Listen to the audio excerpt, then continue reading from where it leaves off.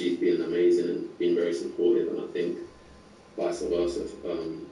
As a partner myself, it's about being supporting her as well. So it's just finding the balance, and yeah, obviously when I have fixtures coming up and whatnot, my focus is fortunately and unfortunately on trying to get a good night's sleep, and yeah, so yeah, it's just finding that balance, to be honest. You missed the FA Cup win against Western-super-Mare because your partner was actually 3 days overdue. Was there any danger that you wouldn't and could have played that game?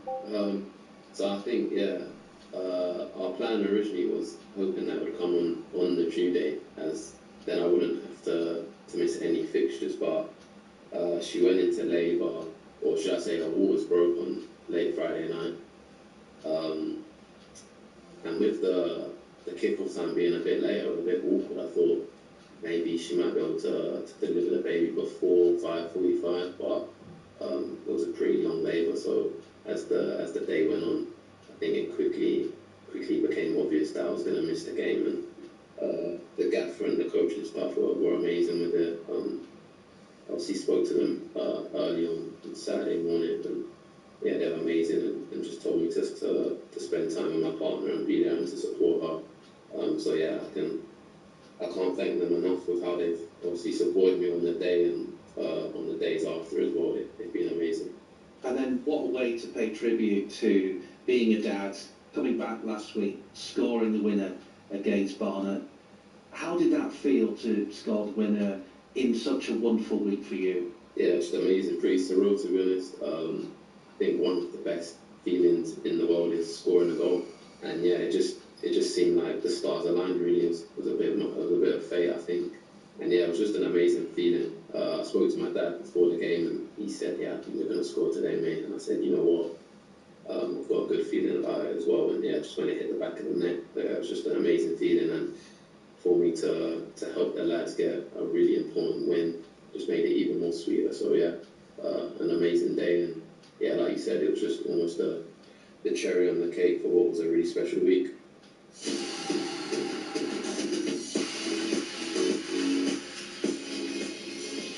We've got a bit of New York house playing around the speakers here at the MKM Stadium. Paul Johnson and Down, Down, Down. Hopefully it's up, up, up for Grimsby Town and Hull City this afternoon. Matt Crooks, by the way, is now out warming up with the rest of his teammates, so he is part of the subs bench this afternoon. Let's bring you a reminder of the team news here at the MKM Stadium for FM and preview commentary of Hull City against Swansea City from Chris Cooper. 2 changes for the Tigers. Joe Gelhardt makes his first start since early December, having got over his injury. He came on as a sub the other night at Preston, so he's in place of David Akintola. And the other change is Carl Joseph, who missed out at Preston with an ankle injury. He's in place of Matt Crooks, who is out there warming up now. So a pretty familiar lineup, really. Ivan Panda in goal, then Louis Cord, Charlie Hughes, John Egan, Akin Famua, Joseph, Regan Slater, Gelhardt, Amir, Miller and McBurney.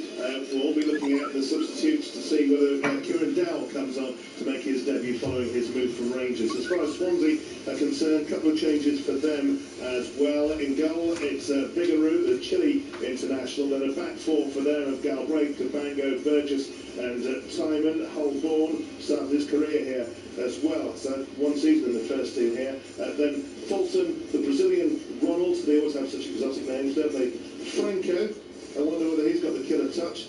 Cullen, Ji-sung and Depotnik up top for him, for them. 13 goals he's got in the league so far this season, despite Swansea being mid-table mediocrity, particularly away from home, with just 1 win in their last 9 away. Boosts the positivity and hopefulness of the City fans. Lots of hope with Grimsby Town fans travelling to Cheltenham this afternoon. Digital radio commentary, Stacey Caldecott alongside Matt Dean for the Mariners at Cheltenham Town. And they're feeling that way, James, because their team are chasing a 4th league win on the bounce for the first time since last February. They make 1 change from the side that beat Barnet 1-0 a week ago. And that sees Sam Lavelle restored to the 11 in place of the injured Doug Tharm. So the Mariners with Jackson Smith in goal, a back four from right to left of Harvey Rogers, Sam Lavelle, Cameron McJanet and Jaden Sweeney. Gayser David Torrey, the holding midfielder. Then Dara Burns, Evan Corey, Kieran Green and Charles Burnham across midfield. and Jude Simpson-Bell in attack. On the Mariners bench, no goalkeeper.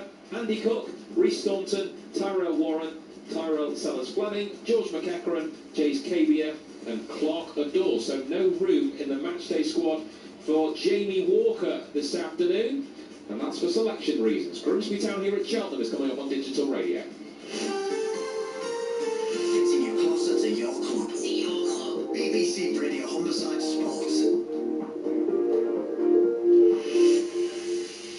It's a bit like LA's on a Saturday night. If you remember that club on Ferrens Way in Hull a few years ago, we've got a bit of Alison Limerick and Where Love Lives, played by DJ Eddie Richards right now, warming up the crowd with some 90s dance. Let's hear more from a man who certainly much talked about by not just the Hull City fans, but previously the Swansea fans. Ollie McBurney scored his first goal of 2026 in Tuesday's excellent 3-0 win against Preston, making it 4 in his last 8 league games since returning from a calf injury. The striker's been talking to Matt Dean about how he's feeling. Yeah, I feel good. Obviously, a few bumps and bruises as always. You know, I've been playing with a few injuries, well, a few niggles here and there, but you know, it's what you got to do to be successful in this league. You've got to get out there. You know, it's no good having a great squad if you can't get them out on the pitch. So, yeah, no, I feel good. To pretty much 90 minutes in a couple of weeks. Obviously played the 120 minutes last week, which at the time didn't feel great, but now my body feels a bit better because of it. So, but yeah, no, feeling good. Getting a few boys back. Great to see Lunny and Joss back at the weekend and on Tuesday. They're almost like new signings when boys like that come back into the team. Such key parts of the team. So you can really see the squad coming together when you're bringing on players like Lunny and Joffrey and the rest of the boys. So yeah, really exciting. When you say you're dealing with a few things, is it just things you're managing, or is it something that could still be a concern and you're having to watch? No, just things I'm managing. I broke my rib a couple of months ago, so I've just been playing with that and a few little other things, but it's just all the fun parts about being a striker in the Championship. Of course. You're coming up against one of your old clubs. You always enjoy facing old sides? I do, yeah. It's always nice beforehand to see, you know, a lot of people that, you know, mean a lot to me and stuff like that. I went down to Swansea when I was a kid, really. And I always say I went to Swansea a boy and left a man, so a lot of that is down to the people that are there, a lot of the people that work behind the scenes and stuff that you don't really get to see. So it'd be really nice to see a few friendly faces and then be a good game. You know, I think they're in a good run of form at the minute with a new manager coming in and stuff. So it'll be a good test for us, and we obviously feel like we're in a good run of form as well. So it'll be an exciting game. What did they do for you then? Like you said, other than you went as a boy and came back a man, what did it do for you as a footballer?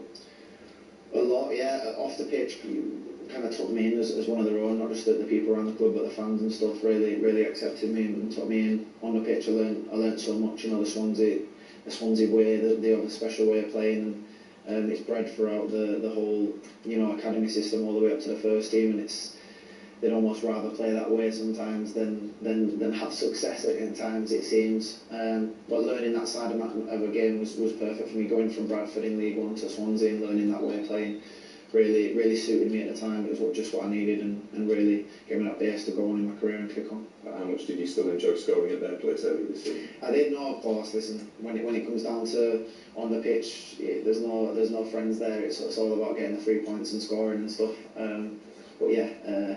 It'll be nice to see some friendly faces. So I think with every game that Oliver Burney plays this season, you just become a little bit more impressed by him, and it's not just his goal scoring, is it? You just like the way he is. There is an element of throwback about him, but Throwback's a massive word you just throw in there. Playing with injuries. What footballers play with injuries now? If they feel an injury coming on, the modern day footballer, they'll pull out of training.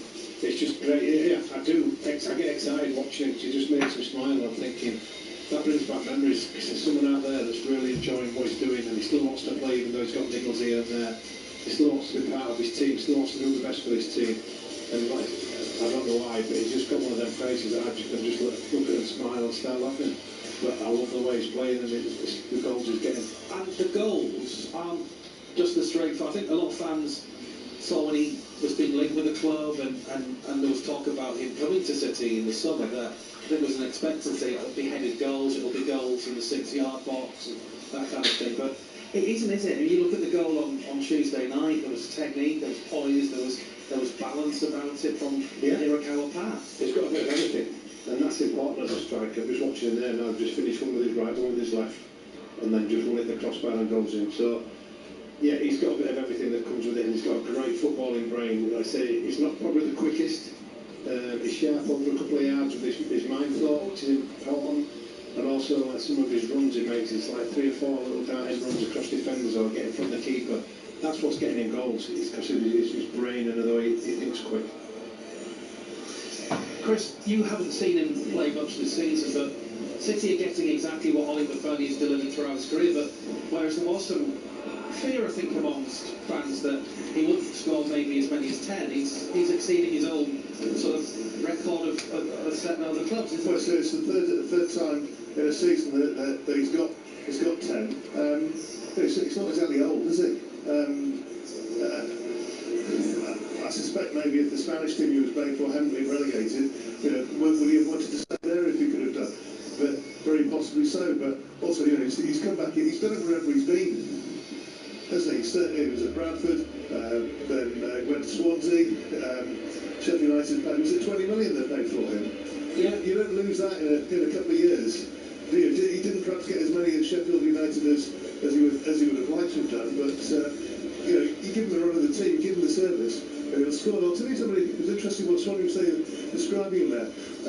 Somebody I've known for many, many years, I was having a good chat with him earlier. Similar sort of player, maybe. Perhaps a little bit more of a battering ram in his day. Ewan Roberts, who's here for Radio Cymru today. Big, powerful, strong, not the quickest, but will score lots of different types of goals. And like Oliver Burnings, you mentioned in the 6-yard box, they've all been through inside penalty area this season, haven't they? Ewan Roberts was probably exactly the same. Right place, right time. It's like you say about Sean Gomes. Feed the goat, he will score. Well, the 90s music's playing, why not mention the 90s strikers? So Grimsby Town this afternoon are a team they beat earlier this season 7-1. So is head coach David Artell expecting a backlash from Cheltenham Town for that result back in September? 100% yes. So I think I know if any team that I've ever been involved in lost 7-1, you'd be trying your damnedest to get revenge, or however you want to turn it. It was only this time last week that I was talking about avenging a 3-0 loss to Barnet in our worst performance of the season away, and that's exactly what we did last Saturday. So I'm pretty certain Steve Cottrell and his players, even though Steve wasn't the manager, will be speaking in those tones and mentioning words such as what you've just mentioned. So we've got to be aware of that, but ultimately we've got to play to our level.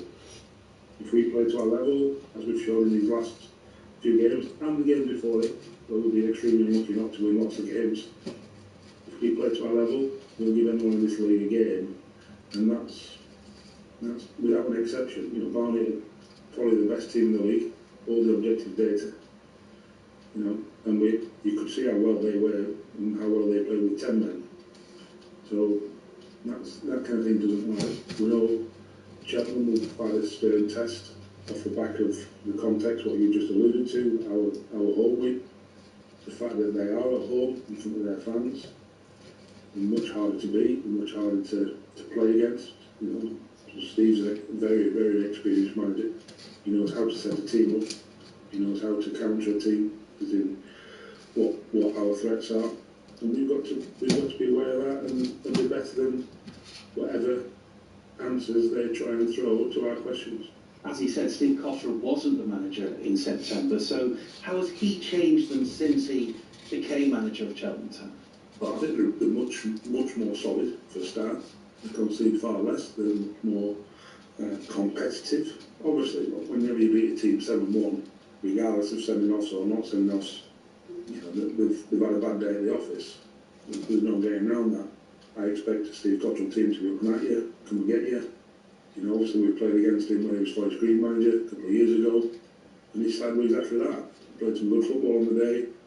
Yes, we managed to beat them 1-0, but it was a tough game. And that's exactly what we're expecting on Saturday. So that's what we've got to be prepared for.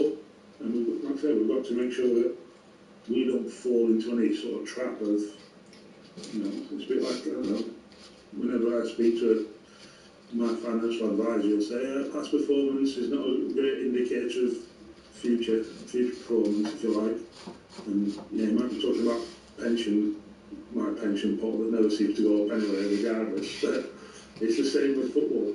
You know, because we beat them 7-1 earlier on the season, you've got absolutely very little bearing on what happened on Saturday. It may be a different answer if I was to ask this of your financial advisor, but you're looking for a fourth win on the bounce. How much has confidence grown, and also how pleased are you given that run that you were in either side of Christmas? I think the thing to say is, we weren't unconfident in that run. And you look at all of it, we were very, very, very unlucky. We deserved to win probably 6 out of 9 games. Now, for whatever reason, we didn't look, bad finishing, the odd mistake, individual errors, you know, refereeing decisions, lots of things can go into it. Because it's such a low-scoring sport, football, one goal can have a huge bearing on games. It's not like a basketball or netball or American football where the best team invariably wins because the high-scoring games. So we understood that we're actually playing well, and we could actually show that to the players. So it doesn't surprise me that we are now getting the results that the performances are warranted, because they warranted them for a long time. So confidence for me is just what your thoughts are, how you're thinking, and I don't think even in that run we were unconfident, if you like. I think it's just easy now to say, oh, you're confident now because you've kept 4 clean sheets on the spin and that kind of thing. I actually think we were playing better before Christmas than we are doing now. Not by much, but I thought we were. It's just that the results are different. So we've got to keep the level of performance high, and if we do, then I'm sure we'll win more games of football. David Artell speaking to me ahead of kick-off. We kick off in our 2 big match commentaries in 10 minutes' time. Now, in the Premier League, West Ham have beaten Sunderland, a massive win for Nuno Espirito by 3-1 against Sunderland. The goals coming from Somerville, Matthias Fernandez, and in between former City striker Jared Bowen with a 28-minute penalty. In the Championship, big win for Middlesbrough and another defeat for Preston North End, and that will certainly do Hull City the power of good this afternoon. Middlesbrough 4, Preston North End 0, and Millwall, who are also in the playoff mix in the Championship, they have had a 4-0 win over Charlton Athletic. League 1 is finished: Cardiff 1, Stockport County 1, Huddersfield 1, Bradford 0 in the West Yorkshire Derby, and Plymouth 1, Luton Town 0. Certainly not a great start for Casey Palmer, the Hull City midfielder who joined Luton Town a couple of days ago. A couple of games in League 2 this afternoon. Barnet have beaten Oldham by 3-2, and Notts County have beaten Crewe by 1-0. Reminder that Scunthorpe United is our tea time kick-off. That game kicks off at 5:30 this evening. We'll recap the team news and bring you the final thoughts ahead of kick-off of your 2 commentary teams this afternoon here on Humberside Sport Live. Shortly, 10 minutes time, we kick off for Grimsby Town and Hull City. And looking back at Tuesday's impressive win at Preston, most Hull City fans and some within the club seem to feel it was their most complete performance of the season so far. That's a question we've been asking Sergei Kirovich in the run-in to this game. Maybe it's general, it's most controlled 90 minutes all game, so maybe it's the best in that terms. But we had also maybe even better performance. But okay, it's I want to see my team like this because of the stability, balance. I think that we found this on Tuesday. That was very, very nice, very good performance. Yeah, because we've spoken so much about how you found different ways to play and win. Yeah. But when your side are playing like that and are so dangerous, how much fun is it to watch your side when they're in full flow like that? Because I didn't feel that we are in danger there because Preston is also a very demanding team. Very vertical, a lot of speed, a lot of sprinting, and especially at home. And we were really, really good today. How much did Liam Miller need that? He runs there 80 meters, I think. He was in our box. Yeah. So also his sprint was very, very good. And on the end, it's very simple to score, easy to score, but you must run there 80 meters to get there. But Liam, I expecting he will improve a lot because he's a very good player and he struggled with the injuries. So it's not easy, you know. You get in the shape or rhythm and then you got injury again. So it's not easy. And but I think he will improve even better. Can fans start whispering playoffs or promotion even? We will see. We are going game by game. I already told that this is not pressure for us. We have to enjoy this moment. We will try to play even better, and because we show that we can play good football, and I hope we can continue like this. So we'll see. Depends how many problems on this way we will have. So because till now we had a lot of problems, but the team showed that we are team, that we can replace with team effort everyone, which is good, and players they believe in that what they doing on the pitch. This is even more important or a good message. Fans, it's always been fans, you know, fans. So it's always they. But we must dream about that. Why not? Because then it can happen. So this is very important. You must believe in your work, and we will try game by game to reach these positions. Finally, will you allow your players to talk about it, or do you cut the conversation off there? No, I don't have a problem, but they know my opinion. So first of all, stay humble, positive, and when we lose the game, it's not or lose the game, it's not a disaster. Even it's not big effort when we win the game. So it's normal. We are acting normal, and I hope we will continue like this till end of the season. Sergei Yakirovich talking to Mike White in the build-up to our Hull City commentary this afternoon. You would have heard that interview in full if you subscribe to our dedicated Hull City area on BBC Sounds. In fact, we've got dedicated channels for all of our 5 major clubs here on BBC Radio Humberside. So just search for Hull City, Grimsby Town, Scunthorpe United, Hull Kingston Rovers and Hull FC for all of your content. And if you hit that subscribe, as soon as brand new content is available, you'll get a push notification and it will let you know, which will be the case with our post-match interviews for Hull City and Grimsby Town. We've got Scunthorpe United commentary on 5:30 this tea time, so we're not likely to get much live reaction on the programme before then. It will be available first on BBC Sounds a little bit later on. We're 5 minutes from kick-off.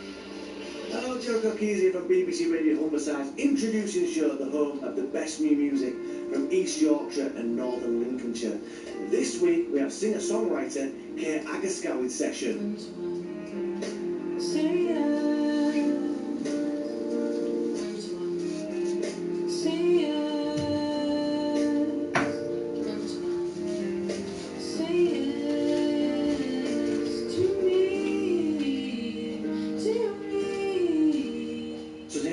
Incredible music scene every Thursday and Saturday from 8 PM.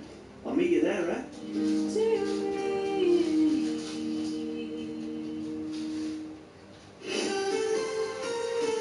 BBC Radio Humberside Sports.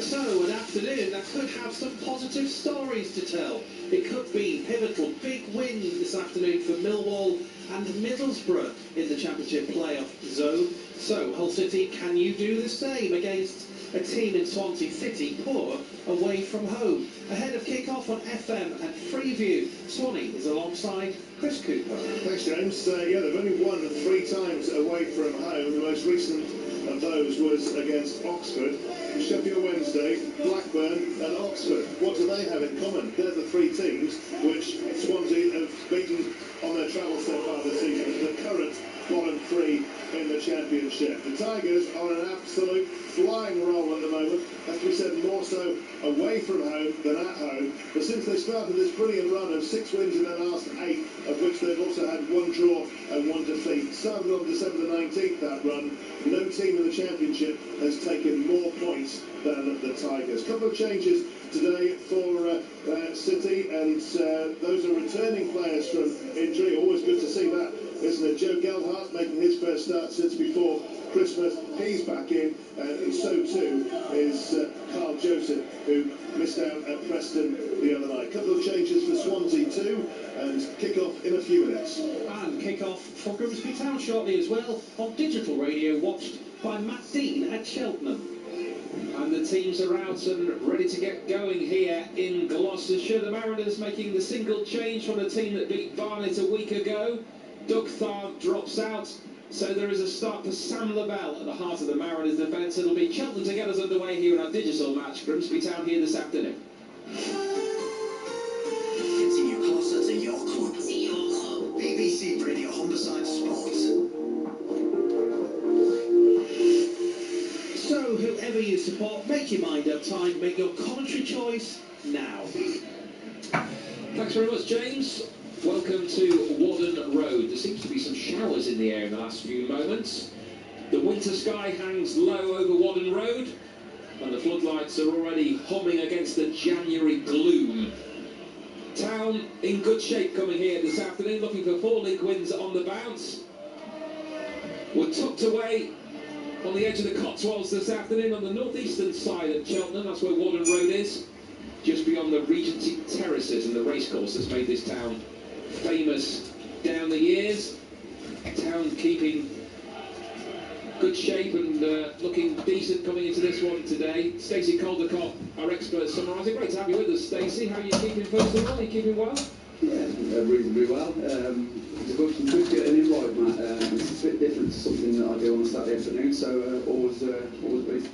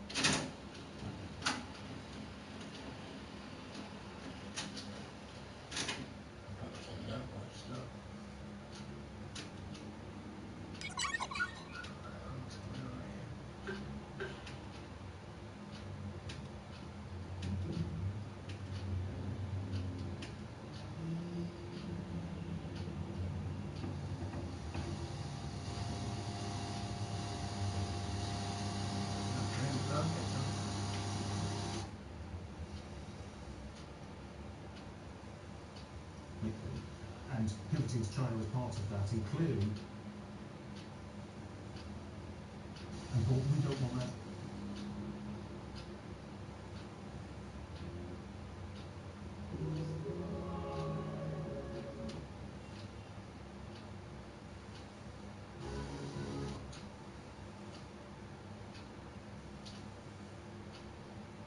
Mission to run in the upcoming Gorton.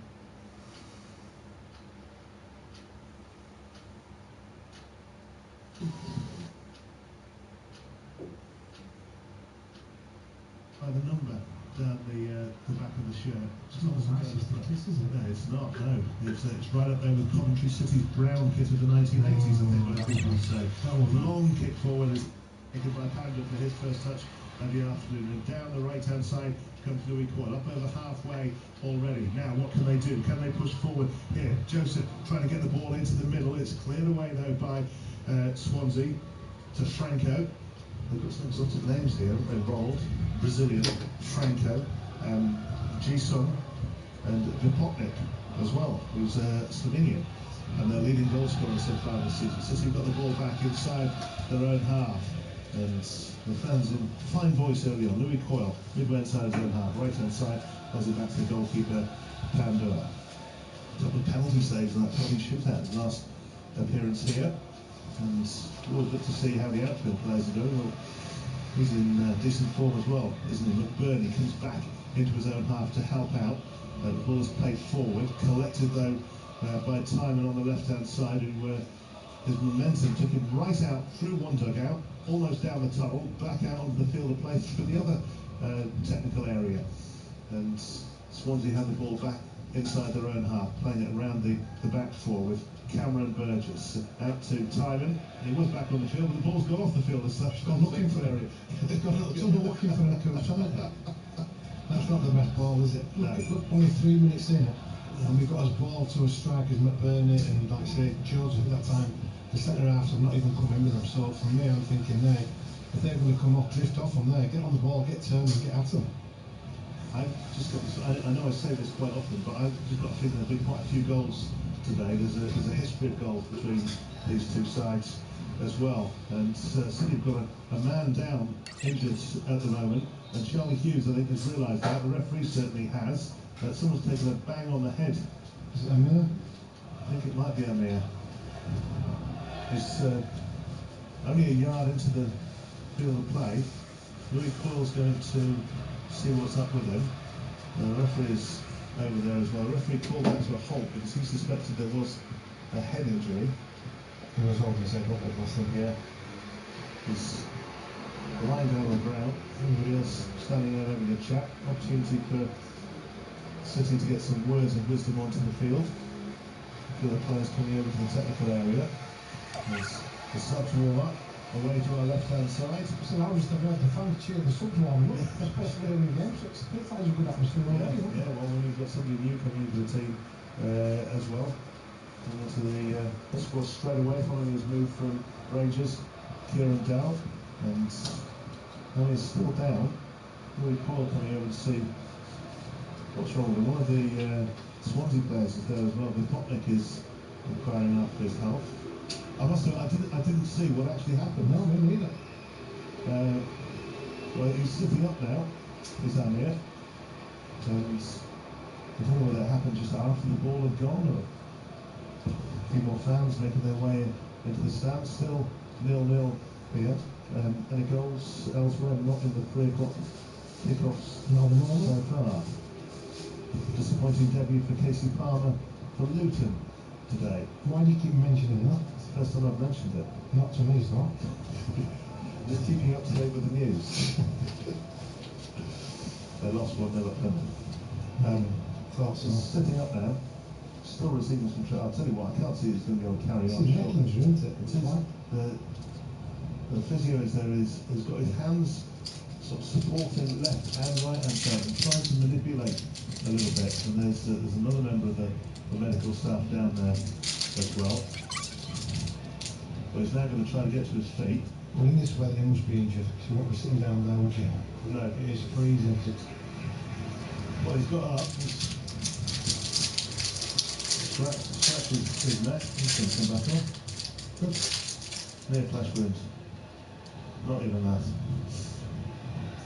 Well, City restart the game, and the ball is with Charlie Hughes just outside his own area. Amir will be coming on in a moment. He's got to wait 30 seconds to say because of that hold-up, which was a good 2 or 3 minutes. Blackpool lead Northampton a goal to 0 in League One. Previously playing away at Cheltenham this afternoon. Scunthorpe United play Forest Green Rovers a little bit later on. You can hear the Grimsby game on DAB, and you'll be able to hear the Scunthorpe game on all frequencies. So we'll certainly hope to have Hull City reaction during the half-time of that game from Scunthorpe. So around about sort of 6:20, something like that, but we will also put it online. The Swansea come forward now with Timon Holborn, former City player.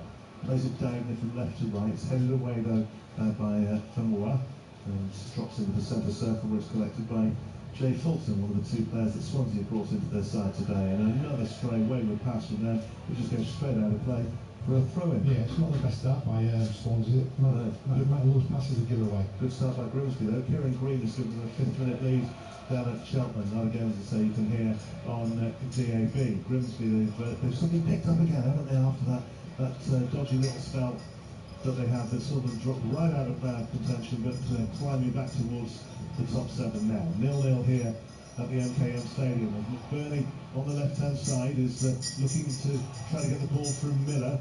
Miller has it again, wide out on the left-hand flank. Challenge there, dispossessed by Galbraith, who goes behind. First corner of the game to Hull City. We start the day in 4th place. They started the game in 5th place because of Millwall's stopping win, and they can regain 4th place with a win here today. Swansea in 16th place, closer to the relegation than the playoffs. Corner then wide, left-hand side. And 1, 2, 3, 4, 5 City players into the area. 6 players in there now. It's headed away. Might drop back out over again on the far side for City to deliver the ball in again in the second phase. In it comes now up towards the edge of the box. Chance in there maybe. Can he get there? No, he can't. Carl Joseph is bounced kindly to the goalkeeper Vigouroux, who bowls it out over arm down the left-hand side. And timing his ways up over halfway already. He's got a big run from Ji-sung just up ahead of him. He's still holding on to it though. He's just outside the penalty area now, and dispossessed. Well challenged there by Gelhardt, not just in the side for assists and goals.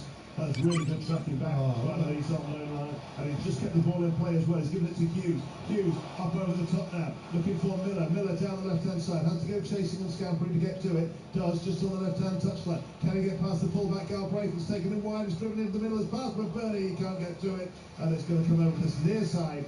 The right-hand side as Hull City attack the goal to our right, and it's collected and turned back by Ji-sung for Swansea. But what a challenge that was, and a set-up play as well from Gelhardt. Gelhardt done never so well there. Like I said, that's the other side of his game. We're not always like when he's on the ball, he's in possession, he does create things and gets his goals, which he has already this season, but having had to track back, and like I say, tracked him all the way back, nicked the ball off him, and then it wasn't just that, he still had the ability to play a 1-2 and get Hughes away, who then played a diagonal ball over to Miller, and Miller, like I say, we know he's like, he wants to go attack at pace, and that's exactly what he did. So yeah, it's a great start. 0-0 it remains. We've been playing, well, officially 9.5 minutes, but probably 6 minutes because of the time when Amir was spent down. Thankfully he seems to be okay, and this is timing for Swansea City. It's the second touch on the ball and plays it just back behind him towards Burgess. Burgess up towards halfway, where it's chested down by Franco, played out wide, right-hand side. Ronald is out there, the little Brazilian. His real name is Rod Pereira Martins. Just likes to be known as Ronald. Wasn't it? Yeah, much easier. And Swansea having their first real spell of possession, but not really getting in behind Hull at all. It's all being played in front of them. City dropping back late and back behind the ball at the moment. It's on the left with Ji-sung, swung into the area, headed away by Hughes, and that's going to go out of play for throw on this near side. Talking of Brazilians, there is a website, you know, where you can create your own Brazilian name, and I've done it for you. Swallow. Oh, liking it. Yeah. Oh. Yeah. What about one for Chin? Would you have one for Chin? Yes. Jalisco. Oh, what a partnership. And I am Composer da Costa. Oh, it gets even better. And Mike White is Witado Powell. That noise you heard was not Gary Neville, it was James Hogarth. Sorry, it was Jamisco. Meanwhile, Swansea had the ball inside their own half. The two centre-halves exchanging passes, Cabango and Burgess. Burgess back to Cabango, over to Galbraith on the right-hand side. Hits it high. Is that going to stay in play? Yeah, no, it's not. All out of play, isn't it? They like playing it out of play, though. I think they've had more passes go out of play than actually stay in play. Playing for possession, I feel that. Salford lead Bristol Rovers by a goal to nil. MK Dons one up against Shrewsbury. Donny lead Wigan 1-0. And in the Championship, QPR are 1 up against Pando's been watching them. He's done the exact same thing down the right side. But this is why teams like West Ham have a track around, so you can play the game around there if you want to, rather than actually on the pitch. Still 0-0. 12 minutes gone. Here comes Liam Miller, left-hand side. He's just about halfway. Can't get past Galbraith though. It was good work there by Swansea. They've got a throw in as well on the halfway line. About 600 or so of their fans. They were singing early on. Obviously, any Welsh team has very good voices, vocal support. You would expect that. But they've been a little bit quiet for the last 5 minutes or so. Vigouroux, the goalkeeper, looks out to the left-hand side for Josh Tyman, the former Hull City defender, came through the academy here, and he plays it back towards Burgess. Burgess infield towards Cabango, and back again to Figueroa, the goalkeeper. They're not just going to knock it around like this and pray for a 0-0, are they? I think they'd be happy with that, wouldn't they? They probably would. I don't think we'll allow that to happen. Hit long now, down the left-hand side diagonally. Burgess up towards the edge of the area. There might be a chance in here for them. Oh, they've got a corner. Well, coming in over on the far side was Ronald, and there was a good bit of covering defending as well by John Egan. But for a split second, it looked like the Brazilian was going to be in there with a clear shot on goal. Yeah. If I remember there, he's got too tight, hasn't he? He could see that the ball, if he don't get that flick or don't get that head on it, his man's behind him. Like I say, and Egan saw the danger, like I say, gone behind him and got the block on it. Like I say, he come out of trouble there. Just timing to take the corner. He'll be desperate to do well. I wonder how many of the players' tickets he's got for his friends and family here today. Corner on the right-hand side then, both arms raised. He'll be left-footed to come in from there, just down in front of the Swansea supporters, away to our left-hand side. It's a good in-swinger, it's headed over the bar. Looks like a free header as well, coming in from this near side, and that's the closest that we've come to a goal from either side as yet. That was a really, really decent effort from Burgess. Yeah, I don't know how they managed that, to be fair to miss. I think there were three Swansea players all touching each other. I think they all got in each other's way. And just all they've got to do is have that ball down and it's 1-0 Swansea. Well, that's the closest that we've actually come to a goal so far. We discovered the phrase, didn't we, for this messing about inside the goal in the penalty area with the ball when you've got the goal kick. Remember, I was there with you for the Portsmouth game. We found out what the official technical name for it is. It's not messing about in the penalty area. It's Go on. I can't remember. It was just so ridiculous. Something like controlled. No, I don't know. There's a saying for it, isn't there? Yeah, there is. Yeah. Louis Coyle sends it forward up towards halfway, up by the head of Cabango, and might drop on the left-hand side. I think he's onside. No, he's offside. The flag is up now against the Potnick. It's one of those who's coming back. But There's a look. It's ricocheted off Hughes' legs. yeah, it's a free kick to City, midway inside their own half.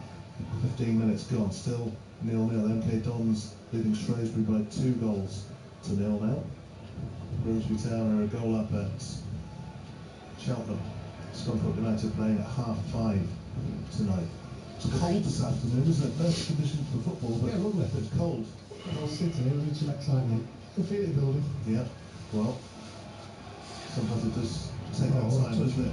Lovely touch from McBurney. Chance on the left-hand side, the ball is driven in there, and it's going to be a corner kick. Megan Slater getting in there, and holds the second corner of the game. Yeah, fantastic took by McBurney, coming over his shoulder, took it on his toe end, then got the ball away to go out down that left-hand side. Tried getting a quick cross in, got the block on it. Corner, left-hand side there. 1, 2, 3, 4, 5, 6 players inside the area. Miller is just outside it, and it comes towards the edge of the 6-yard box. It's half cleared, and they do get it away to Swansea, and they're almost up to halfway now. There's only one player up there at the moment. The Potnick needs a little bit of support. He has put it into play. He thought he got a throw there, but it's gone out of play off the Brazilian Ronalds, and it's a throw into City inside their half on the left-hand side. Still 0-0. Yeah, Slater there, chased back, got the challenge on him. He looked, as he got the challenge, he went flying with the lad, and the ball went out of play. And I thought, it was a throw in there. But we are a long way away from it. Colchester lead Fleetwood by 1-0 in League 2. Throwing them to City, left-hand side. It's up towards them just over halfway. Going after it is Joseph, and trying to get it out wide to the right-hand side. Drops back into their own half, and they can break now through Louis Coyle down the right. First time, hits it way overhit Look that. at the divot. He wants to put the divot back. He's a golfer, isn't he? He's replaced that divot. You normally look down, there's normally not there, but it's looked and there's a massive divot. Yeah. We'll give you that one. It was a great ball by you, seeing the danger again. He plays them balls out of the back four into the midfield or into the strikers really well. Burgess, guess what he's done? He's just played it straight out of play for a throw-in on the far side inside his own half. which is Hull's left. But It's not going to be one of them games, surely. it's just gone straight out from Hull as well. 0-0. Fenway just played the ball straight into open space, someone in the stand. 0-0. But lots of throw-ins. Is there a stat for expected throws? I think it'd be high in this game. But it is a stat, yeah. We'll get Janisco working on that to bring us up to date at half time on that. City inside their own half. Again, laid out diagonally to the right hand side to Louis Quarters. 2 or 3 times they've done that. Played in field towards Burnley, but Burnley hits it from outside the area and it's over the bar. It dipped, but a little bit too late, and he bangs the ground in frustration because he thought that was going to be the goal. His first this season from outside the box. Yeah, there's a good chance for it as well. Like I say, when it come out to Coyley just minutes ago or seconds before, he just put it into the back of the stand, and on that occasion he saw McBurney was free inside. He had not the best touch McBurney, but he set up for a volley. And then just as it's coming down, he snatched at it, and he did a split second more, he snatched at it and getting underneath the ball, which allowed it to go up in the air, and he got what he wanted on it. Miller back into his own half, and it's gone all the way back to Panda, the goalkeeper, who's had nothing really to do so far, is he? Not in terms of making the save, nor indeed is Vigouroux at the other end. And Swansea inside their own half play a little bit of head tennis. Timon plays it short, it's out down the left for Ji-sung, but cut out, and Coyle gets it back for City, plays it forward over halfway. Nice little touch in field from Joseph, playing little triangles. So Joseph again, and Joseph battling away, and he's giving a free kick away there as well for a foul on Cameron Burgess. It was a long way away from us. To be fair to the lino, he was about 6 inches away from it. He had a very, very good sight of it. Don't mean to say the right, is it? It's a very good point, this one. It's a very good point. I think it was just like the tussle there, and the lad went to ground, and obviously the amount of times you see it, it looks like he's pushed him over, but he didn't. Well, a couple of Swansea players were high-fiving, weren't they? Yeah, he got away with that one. Yeah, they've done well. Almost 20 minutes gone, still 0-0. Solihull Moors 1-0 up against Morecambe in the National League. Morecambe having a dreadful time there, aren't they? No idea. Yeah, probably going to go down again. And City have got a free kick inside their own half, just outside their own penalty area. Charlie Hughes places the ball on the ground, but it's going to leave it for Panda to take. And they've got the incentive of Chelsea to come in the FA Cup, haven't they? But I'm sure the manager is stressing the players don't even be thinking about that one just yet. Well, Seppo won this game, isn't it, that one? For the fans as well, they'll love it. And a return back here for Mr. Rossini. As Swansea trying to get the ball clear for the edge of their own penalty area. Slater has it now. Left-footed ball out to the flank towards Miller. Can't control it. Just kept it played. No, he didn't. Flag goes up. And he knocked it back towards the halfway line, but it had just gone out of place. Still 0-0. Yeah, as we try to it's fun, hasn't it? It has. It's been enjoyable in parts of it. Some good touches, some good play. Lots of throw-ins. The Swansea trying to come forward. He's offside a mile. No, he's onside down the right-hand side. He's offside. Oh no, he is offside. See, now that's the stupid thing. I genuinely thought that he was onside there, and the linesman was trying to keep up with him, and then as soon as he goes for the ball, if I'm that linesman, I'm not chasing it down there until he touches it. I'm putting it straight up instead of my hands up. But the ridiculous thing is that you have to leave it until they then actually touch the ball, which does actually affect where the free kick is then taken from, doesn't it? Because it's taken from where it was when he was flagged rather than. Yeah, that's the danger. But the danger is, as we saw a couple of seasons ago with Jordan Pickford and the challenge could be made there. The challenge is made, and you get some bad injuries. Because no manager is ever going to accept a defender saying, well, I didn't go for the challenge because I thought I might get hurt because he's going to be offside anyway, and then offside's not given. It's like sticking your head in there that Josh Timon did, but City get the ball back again down the right-hand side. Oh, and that's a bad one. You play on. But I think the referee is thinking maybe there might be a head injury there as well. You play on there. Slater, he's nudged the ball past him, Gale. I knew he wouldn't get clattered. Well, he's back to his feet now, but nasty challenge. But Slater's in the box there on the right hand side. He's having a touch there and whipping in from a burner. The referee should have played on, then come back and booked him. my opinion. Yeah, well, I think what it was, I think he might have thought it was another head injury. I think that's why he took the action that he did. And he's got the shaving foam out for the first time now for a free kick for City, which Amir is going to take. He's about, 10 yards outside the area, I think, or 11 yards outside the area. And it's been a two-man Swansea wall. They've got everybody back for this. A two-man wall, and then 8 of them lined up on the edge of the area. Amir will float it in.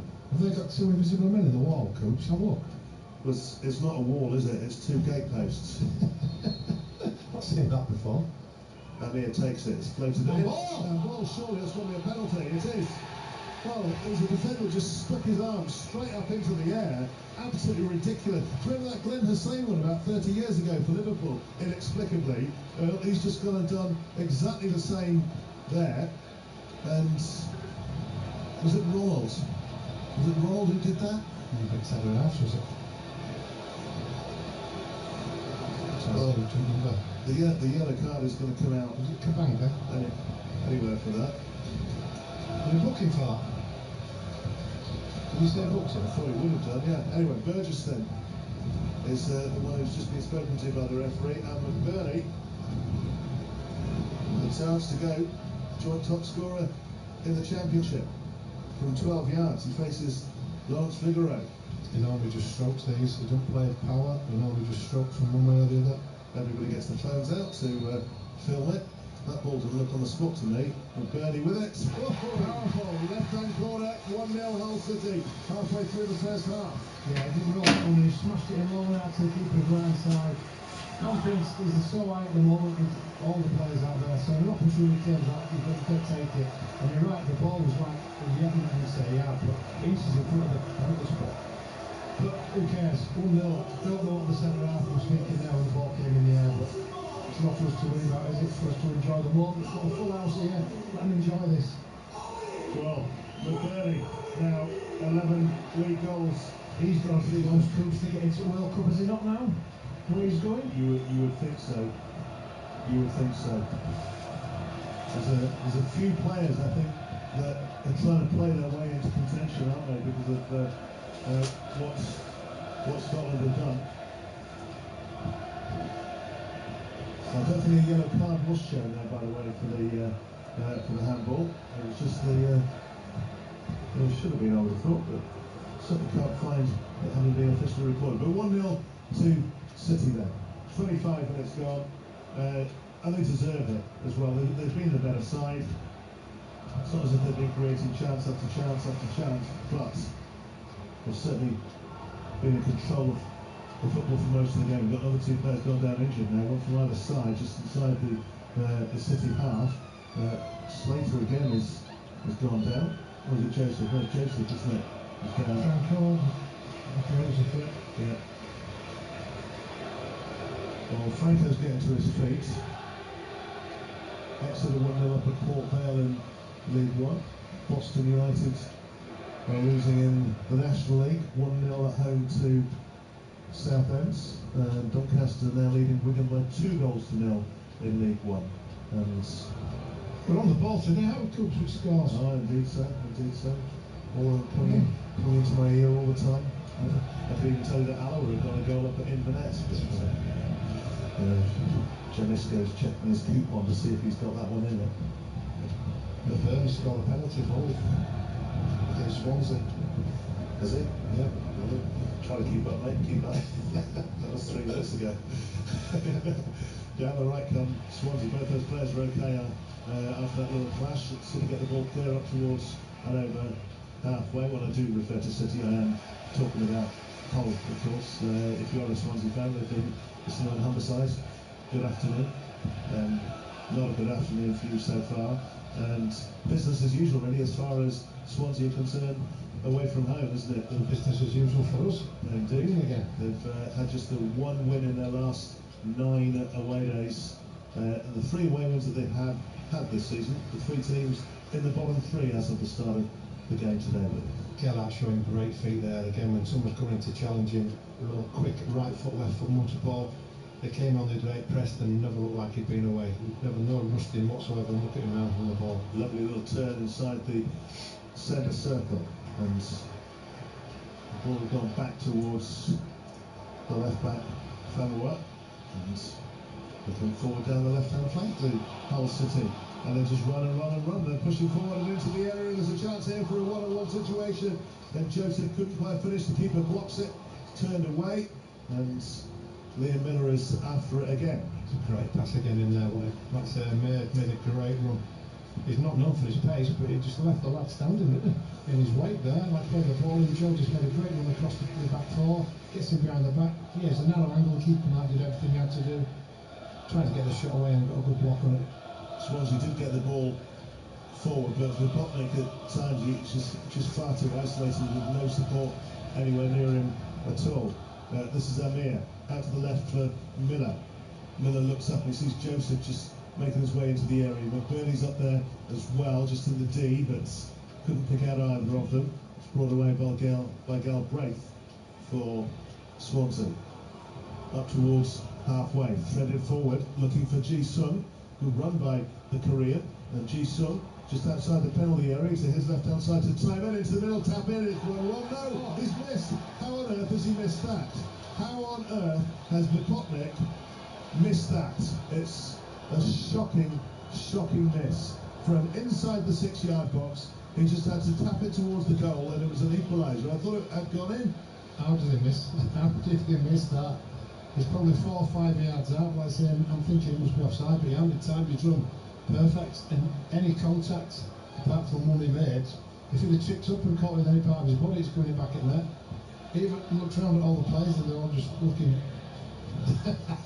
Yeah, he shouldn't be saying it, but the fans are letting you know what they think as well. Yeah, this is the BBC. We must apologise if there's any language that you just heard, which you may feel is. They're asking the question, what was that? It's inappropriate language to be appropriate, if you know what I mean. But to do it right down in front of their own fans as well. Oh, that's going to be shown for weeks and weeks on end, that one, isn't it? That's going to pop up, yeah. Apart from on TV in Wales. Dear me. That was a missed. It will be a meme within the hour, I would imagine, on social media. Some of them, where as soon as it's come in, he's thinking goal, and it's switched off. He's already spending his bonus, isn't he? His goal scoring bonus. He's got a few, hasn't he? Yeah, he's going to be getting a new sofa. But no, he blew it. 1-0. Hull City still lead. Half an hour on the clock here at the MKM Stadium. That's BBC Radio Humberside. If you're just joining us and you're looking to find the Grimsby game, that's on DAB, and they're 1-0 up at Cheltenham. Brighton 1-0 up at Fulham now, and Watford have taken the lead at Blackburn. In all sorts of trouble, Blackburn Rovers. Down the left-hand side now, here's Josh Tyman, the former Tiger. Born and bred in the city, came through the Hull City Academy. Plays it back into the path of Burgess. Burgess hits it forward and comes back towards halfway. Might come again back out to the left-hand side. It's with Franco at the moment in midfield. He gives it to Fulton. Fulton back towards Burgess. Fulton again. They're still inside their own half. Can't get out of it. Gelhardt making sure that they push back. And the right issue today is the discipline in the team, like saying how they keep organising, not going out of the positions where family gets done there, more people looking over the Yeah, Ronald was dragged to the ground there by Famua, and into the book he goes. Just saying how well we're disciplined, then he just goes. Tears him apart. Sorry, mate. I didn't like to say, but it was immaculate timing. It was immaculate timing, just like in your playing days. Free kick then to Swansea, right-hand side. And this, well, I'm not sure. Is it a dirty white? Is it a grey? Is it maybe even a very washed out light blue? It's an old Man City kit that's been washed for too many times. Free kick is played square, then it's floated into the area. And I think that the player that it was played to there, Fulton, I don't think he was even expecting it to be played to him, but it came to him and he just lobbed it forward. This is a game can go get 3 or 4, I believe. Like I say, they seem all over the shop at times, the Swansea. Well, in recent times, City haven't had a great record against Swansea, just the 1 win in 7. They drew 2-2 down at the Swansea City Stadium in September. Twice they came from behind in that game, didn't they, to get a point in that one. Scored a stoppage time in both halves, didn't they? Is that right? Yeah, you were there. Yeah, I don't remember getting here, never mind. Yeah. Apparently you did. There's another free kick to Swansea, 1 or 2 little niggles. Well, I do remember that. I got married not long back, and I think the wife's listening, so that's it. First time I can say that. Say hello to my wife. Yeah. Good afternoon, Mr. Swan. Free kick then to Swansea. I hope you have had the opportunity to say hello to your wife on other occasions as well, not just when you're on the radio. Have a word with Jimmy's taxi driver. Ball is played into the area and half cleared and then thumped forward by Miller. Collected inside the Swansea half by Ji-sung. They'll try to come again with Cullen and Galbraith and played to Tyler on halfway. They're no great rush, are they? I'm just thinking all the ideas. Yeah, they've got all the Hull City players in front of them. Yeah, they don't know where to play it. In the force, next thing, it'll force a pass and give it away. There you go. Well, they've got a throw in out of that. Good out of play by Liam Miller. Disciplined, controlled, call it what you will. The City performances of that. I watched the game on Tuesday night. I wasn't at Deep Down, but I watched it on the telly. And the two things that struck me were how controlled and measured and disciplined City were, and totally dominated that game. Maybe could have had. Could have been 6 or 7. Well, they could have had a few more, couldn't they? Yeah. But also, I was struck by just how poor Preston North End were. And they've got a wallop in today as well. Poor, considering their position in the Exactly. That's the consistency of it, isn't it? They're 6 in the league at the time. Yeah. 7 goals conceded, no goals scored in 2 games. Vigorou. Plays it up towards Burgess. Ji-sung. Infield towards Franco. Franco back towards Burgess. Burgess back towards Vigorou. Hull City leading by a goal to 0 on BBC Radio Humberside. Chris Cooper and Peter Swan with you today. Mike White next week, but he's in Panto at the moment. As Liam Miller strides forward down the left-hand side, gets outside the fullback, comes into the area, brilliant, passes it, and Joseph can't get the touch in. It comes outside the area, they're almost getting in each other's way. Louis Coyle is there, plays it to the right-hand side. Slater back to the edge of the area.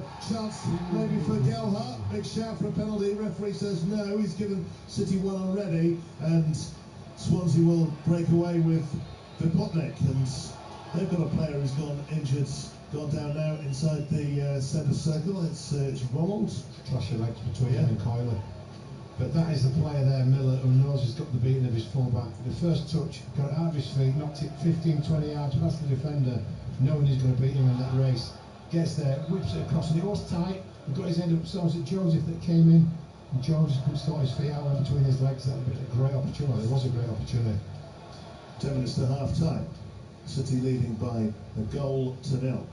And they can be back 4th in the table tonight with a win. Ipswich playing Sheffield United later today. That's a 5:30 kick-off, but the goal difference is not going to get breached, you wouldn't have thought, today, unless City can find another 12, 15 goals, something like that. Ball's played into the area, and again, they put it wide again from 5 yards out. It bangs the ground with frustration. The keeper didn't move, and Vipotnik, that's twice now from the same spot inside the 6-yard box. This time the goalkeeper was there, but there was a big open space there. And how on earth has this guy got 15 goals? 15 goals this season. He's got 13 of them in the league. Imagine if he was any good. He might have looked at it's one of them days, isn't it? But this time, same area, same sort of ball whipped in. He's trying to hold his defender off on this occasion, give him benefit of doubt of that. But he's still got the right side for him, for the defender, and he makes good, clear contact. It's the same spot he should have been getting his second goal from. MK Dons 3 up against Shrewsbury now in League 2. As Panda kicks out, he's had nothing to do, has he? Because their finishing has been. It should be 2-1. They should be 2-1 up, shouldn't they? Yeah, 100%. Their overall play doesn't mean that they deserve to be in the lead. And City trying to attack down the right-hand side. ball bounces a couple of times and Burgess hooks it over his head up towards halfway. Slater knocks it forward, looking there for Gelhardt. It's come back towards halfway then once again for Slater once more. Coyle outside of him, flicks it forward, ducking his head out of the way of it as Joe said, but there's a defender there who gets it clear and up towards the left-hand side, and Ronald has come over to the left flank now from the right for Swansea. Is he going to stay over here, or is he going to go back? He is gradually inching his way back over there. He was having a good battle over there, wasn't he? With Fowler on that right side. A couple of times he's got the back better of him.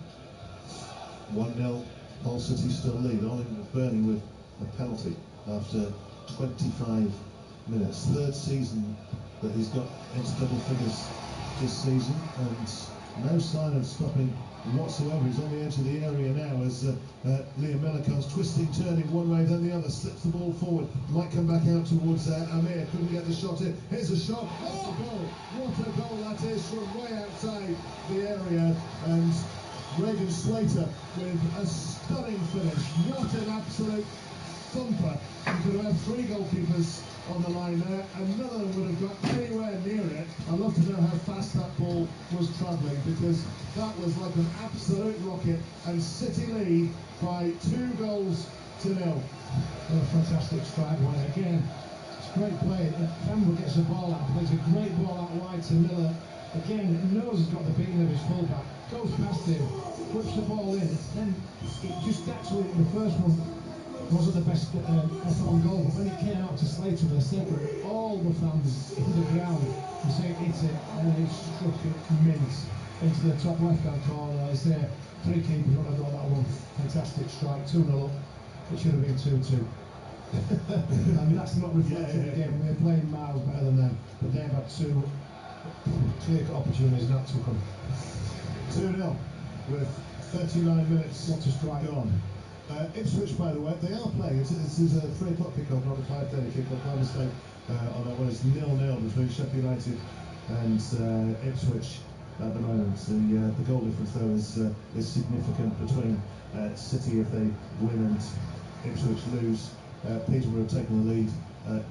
Promotion chasing Wycombe in League One. Peterborough who've been banging form for much of the last few weeks until losing at home last week. Well, Miller's a man today, isn't he, Coops? In the ball to Miller, he'll create his way. Brilliant, absolutely brilliant. Meanwhile, Swansea come forward. I said there'd be goals, and there's 2 already, and I fancy there's going to be more. There's going to be a little bit of defending to be done here by Hull. The ball's played across the area. Ji-sung tries to back it back, but Louis Coyle's there to block it, and it's bounced out of play, and it's going to be a throw into City down by their own right-hand corner flag. And Sheffield United just take the lead actually against Ipswich, which could make things very interesting in those I think they'll sneak into first, mate. Honestly, I think Sheffield United, since he's took over, and like I say, he's gone back rolling again. Wasn't he bottom 3 or second bottom when he took over? Well, for a while, it was them and Sheffield Wednesday with the bottom 2, weren't they? Yeah. Colchester 2-0 up against Fleetwood Down, at Rochdale 2 up against Truro in the National League. And Hull City leading here by 2 goals to 0 as we approach half-time. 4 minutes to go. I think there's going to be a fair bit of stoppage time there, because we did have that break earlier when Amir was down, when he was having some treatment for a neck injury, which seemed to be something and nothing. So he's been able to carry on, no ill effects from it, as Swansea play the ball forward, and Pandu will go to chase a fairly loose back pass he's got there, and gives it to Coyle. Coyle to Hughes with a flip. Oh, another little flip as well. Joseph up over halfway. The Olays are coming fast and furious for City as they come chasing a 3rd goal. Could be in here, and it's just gone wide, bobbled wide from the edge of the 6-yard box. They've got a corner though. It would have been an own goal had it gone in. There were 2 players chasing after it, and then Joseph was going for it. The defender was coming back as well. Amir was in there, and then it came off the defender and went behind with the goalkeeper absolutely stranded. You've got to go back to the birth. You know, like the Brazilian in the Spanish team, in the Swansea team. Right, so a great little turn there by Hughes, and then Gelhardt did the exact same thing to get us away in the zone half before the Ole started. Spurs 1 up at Burnley in the Premier League. third corner for City there. Right hand side, in it comes, left footed in towards the near post, and City still have it. Shot just over the bar from Slater. Miller that came in there and got the shot away, but yeah, sorry, Miller. I say the confidence in the team at the moment, they all want to get on the score sheet, don't they? I say they're finding themselves in great positions, like I say, the confidence is high. The fans are getting what they've deserved. They've been waiting for it for a while. I say we are where we are in the league because how we're playing, and now we're showing that reason as well. Well, they've been doing it away from home consistently with those 6 successive wins, and doing it at home as well. And when you think that we're still in January, and you know it's looking like it's going to be another win today already, isn't it? You know, you can't take anything for granted. But to have got to this stage of the season and to already have 2 more wins than in the whole of last season is a phenomenal achievement. As they come forward once again, left-hand side. Miller wants to play to him. He's got in behind the defence. He takes a touch, then another touch inside the penalty area, left-hand side. Twisting, turning, has to play it back out of the box once again, and comes in from Memwa, and his ball is cleared away, and Popnik, striker just outside his own penalty area, plays it forward. Oh, it's gone. Then pass. Cullen's given it away. There's a chance, tipped over the bar. What a strike that was from Miller on an angle, about 12 yards out inside the penalty area, and a fine save by Vigouroux. I'll tell you what, this could end up being anything the way City are going at the moment. It's great to watch, isn't it? And they're not going to want half time to come the way they're going. No, it's one of them games you want to continue it, but again, all comes from the pass by Hughes, played at pace into Miller, probably a 30-yard pass at pace into Miller, first touch, opens his body up, can he kill in the top corner? I say decent position for the keeper just to flick over, but yeah, everything's going our way at the moment. Corner on the right hand side, and it comes left footed. It's headed away from just underneath the bar, back out again to Gelhardt, who'd taken that corner, swings it in, and there's some pushing in there which the referee didn't like, and it's a free kick to Swansea. 2-0 to Hull City. You know when you're on a good one, you know you're on having a good game, because I say the lads, I saw them when they were warming up, everything was bright and sharp, and the one-touch football was brilliant, which they're playing in the little boxes. They've took that into the game. Like saying, it's not even when they're in possession, out of possession, when the ball's dropping, the first to the ball, like I said, they're expecting it to, well, they're not expecting it to happen, they're making it happen. They're getting themselves in areas, like I say, where they're wanting to chase things down, nick it, and get the ball back and move the ball forward like we're doing at the moment. Not messing about with it, passing around. If they can go forward, they're going forward. Exactly like we've just done there. Well, City doing that at the moment down the right-hand side with Joseph chasing the ball down toward the corner flag. 4 minutes of stoppage time is all we're going to have. I thought we might have had a little bit more than that, but 4 minutes, and there's still time for City to get another one before half-time, isn't there? But it's a throw into Swansea. They're deep inside their own half, level with their penalty area, left-hand side. It's taken by Simon, and it's play against Canada play. The finishing that half started it. They are. When the ball out of play, I don't know if it's on purpose, playing for time or whatever, but well, I don't think they'd be putting it out of place deliberately inside their own half, would they? But Coyle with regular. It just becomes a habit, doesn't it? Coyle with the throw down the right-hand side, and Bernie gets his head on it, and so too does Burgess, and not down to play again. This time though it's off a City leg, and it'll be a Swansea throw. And it's gone pretty quiet inside the MKM Stadium, but the Hull City fans, they're having a breather. They are. Nothing to celebrate just at the moment. Let's wait for another attack. But I have to say, it's been a hugely impressive performance. Controlled, putting pressure on Swansea, not allowing them time to settle, not allowing them to get in behind them at all, and then breaking forward at pace, particularly down that left-hand side. Miller has been outstanding down there, and Gelhardt as well on his return to the side, not just in an attacking sense. No, like I say, we said on 2 or 3 occasions where they both had to track back, win the ball back and do the defending part of it, but going forward they've been outstanding. 2-0 with another at least 2.5 minutes of stoppage time to go. Timon back towards Burgess inside his own half for Swansea. That's for Ji-sung. He heads it infield, and Ronald did get a touch on it, but has only given it to Liam Miller. Miller back towards Femua. Femua trying to return it to him. It's knocked out for a throw by Galbraith, and this time it's on the left-hand side, far side of the field, as City attack the goal to our right-hand side, and trying to get on with things quickly with that throw, but they've lost possession from it. Swansea have it inside their own half. Burgess, just outside the penalty area, pushed it forward again towards Franco. Franco looks up and he sees Ji-sung. A little bit of a loose pass from him, but it'll come to Burgess. Burgess forward again. Closing down is brilliant. It is really pressing them, really pressurising them, but they're able to break up over halfway now down the left-hand side with Ji-sung. Ji-sung plays it back infield again towards Timon, the Hull lad, playing for Swansea. He gives it to Burgess. Burgess on halfway across the centre circle towards Cabango. So they're not really making any inroads now. They do get forward a little bit and into the area as well for Ronald, and a chance on the edge of the 6-yard box. Nobody can get to it, and it's kicked clear by Slater, but the ball had already gone out of play, and it's going to be a corner kick to Swansea City on the right-hand side. Bit of danger there, wasn't there? Like I said, we've got to keep that back door shut on there. I know doing well going forward, but defensively, you've got to be careful there, because we've got Sneak to be on behind, back of them there. Hull City leading by 2-0. Burnley after 25 minutes from the penalty spot, and then Slater with an absolute ripper after 39 minutes.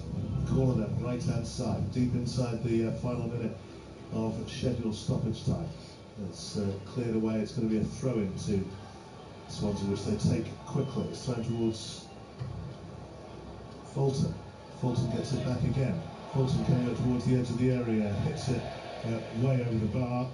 You can see he was running up to that to take a long, powerful shot at it, but nowhere near the target. And once this goal kick has been taken by Ivor Panda, I suspect that the referee will be blowing the half-time whistle. Not mention the referee, by the way. It is a familiar face, Josh Smith. I say familiar as he does blow his half-time whistle. It's the 5th time he's refereed City already this season. He's been here more times than Jimmy, I think. Anyway, what a comfortable half-time lead it is for Hull City by 2-0. Burnley from the penalty spot, and then Slater with that absolute thumper 6 minutes before half-time. Swansea, they have had a couple of chances. The Potnick twice inside the 6-yard box has absolutely shanked them with virtually open goals to aim at.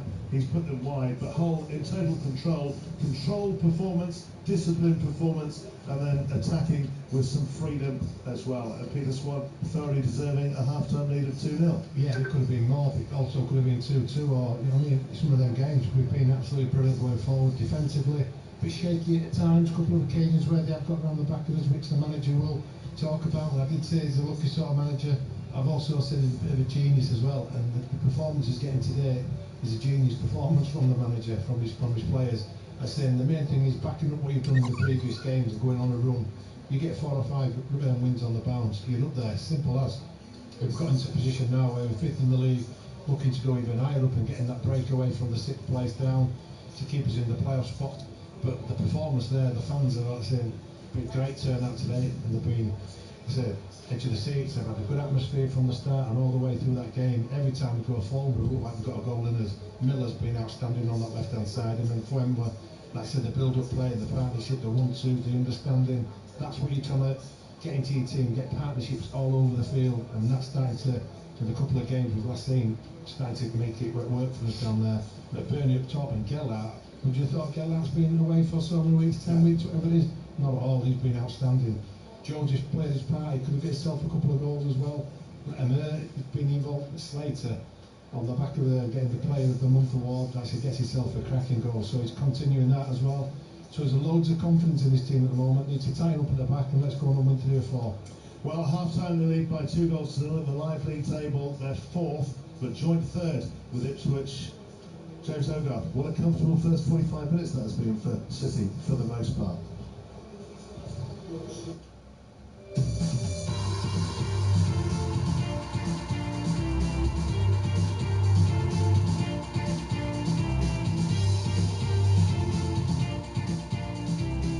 So, much to smile about in your FM commentary this afternoon here at the MKM Stadium. It's on Freeview Channel 713, and I think much to smile about for Grimsby Town fans who've made the journey to Cheltenham Town this afternoon. Let's bring you the story of another victory here on Humberside Sport Live from Cheltenham Town. Matt D. And they're on for 4 league wins on the bounce as things stand here, James, because Kieran Green's goal after just 5 minutes of play is the difference between the sides here at Whaddon Road. What a goal it was for the Mariners, and Green in particular, picking the ball up outside the penalty area, probably about 22 yards out. He glanced up after some neat build-up play from Town and fired a fierce drive into the top corner of the goal. It was unstoppable, and it settled Town down at that point in the game. But Cheltenham sort of came back into the match after that and enjoyed a fair amount of possession themselves in the contest. They hit the post through the league debutant Deeming from range, and Miller has also had an effort which really should have been in the back of the net. It was driven straight at Jackson Smith in the Mariners goal, and Deeming also had a rising drive which went away from the Town goal. But a little bit of a stoppage in the first half when Jackson Smith went down, needed some treatment, sort of broke Cheltenham's rhythm in that first 45, and Town settled down a bit more then again after that, and started to play a little bit more football as we moved towards half-time. They had a free kick from outside the Cheltenham Town box, which was squandered by Jude Soonsup-Bell.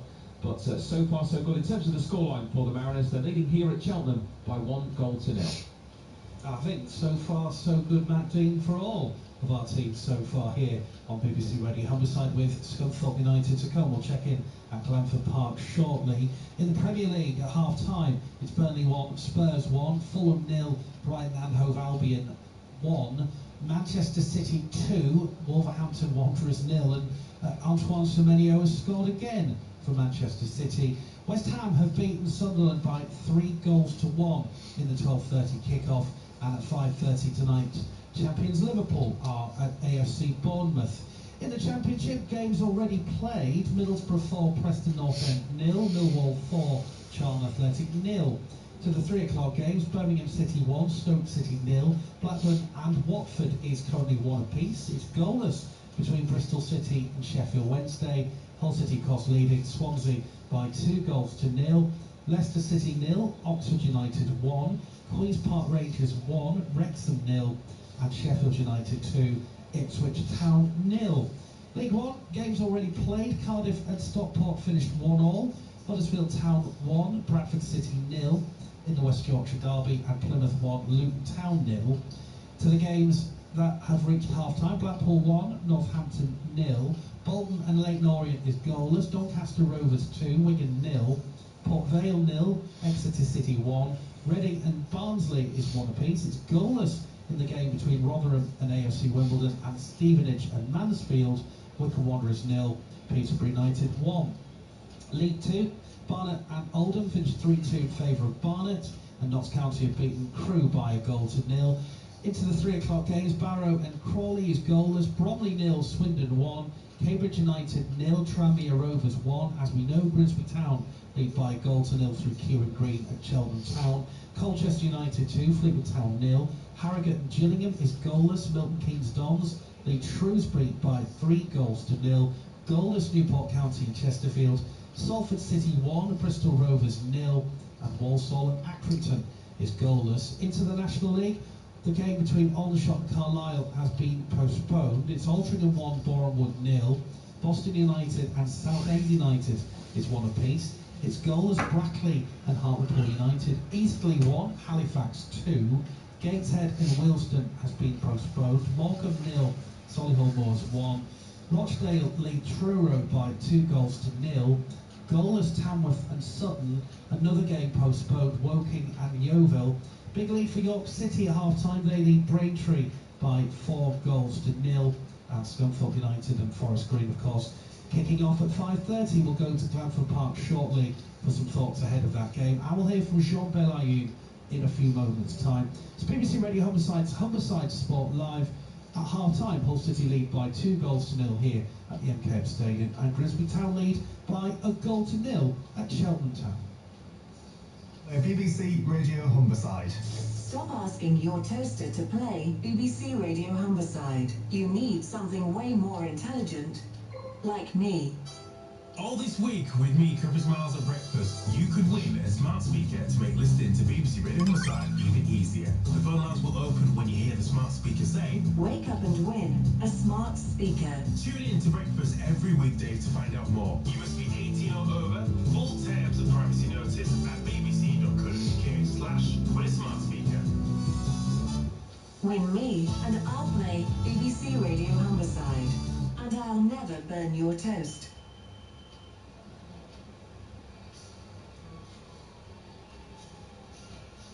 BBC Radio Homicide Sports. It is half-time in the games between Hull City and Grimsby Town. We'll be to Glanford Park as soon as we can, check in with Ollie Turner. Now, one player who's hoping to keep his place in that Scunthorpe United lineup to face Forest Green Rovers is Jean Pelaye, and the Iron defender started for the first time in 7 matches in Tuesday night's fabulous victory at Boreham Wood, of course a 3-1 win to the Iron. He's been reflecting with Ollie Turner on the performance in midweek, the victory at Meadow Park. I was set to do a job and I feel like I executed that job well, you know.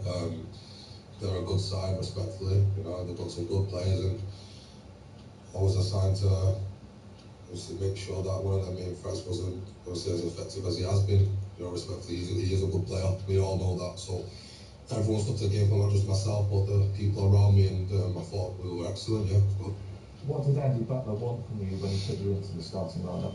he just said, use my strengths well, you know what I mean, use my pace, you know, 1v1, and obviously I know who I'm up against, you know, so just to be on my toes, you know, watch the ball, and I thought, like I said, I thought everyone played a part in that as well, not just myself, but everyone else around me played a part in that, so that's good.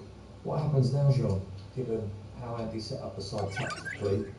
How much do you hope your performance can keep you in the starting lineup? Yeah, listen, it's like I said, I always think about myself and how I can help the team at the end of the day. You know, even if I'm on the pitch or off the pitch, it doesn't affect me enough because I know what impact I can bring to the team, you know, and I think the gaffer knows that too. So I'm not one to dwell on things, let's say the lineup would change or if I was out the side, because me and Gaffer have that trust, and we know every time I do go on the pitch I try and give it my all, and that's it really, you know. Like I said, every time I play I try and give it my best. If I'm not playing, I'm on the bench ready anyway, so you know, that's how I see it. We're in a winning team at the minute, you know, the momentum's right, so you have to think about the team more than anything first, you know what I mean? So yeah, let's go.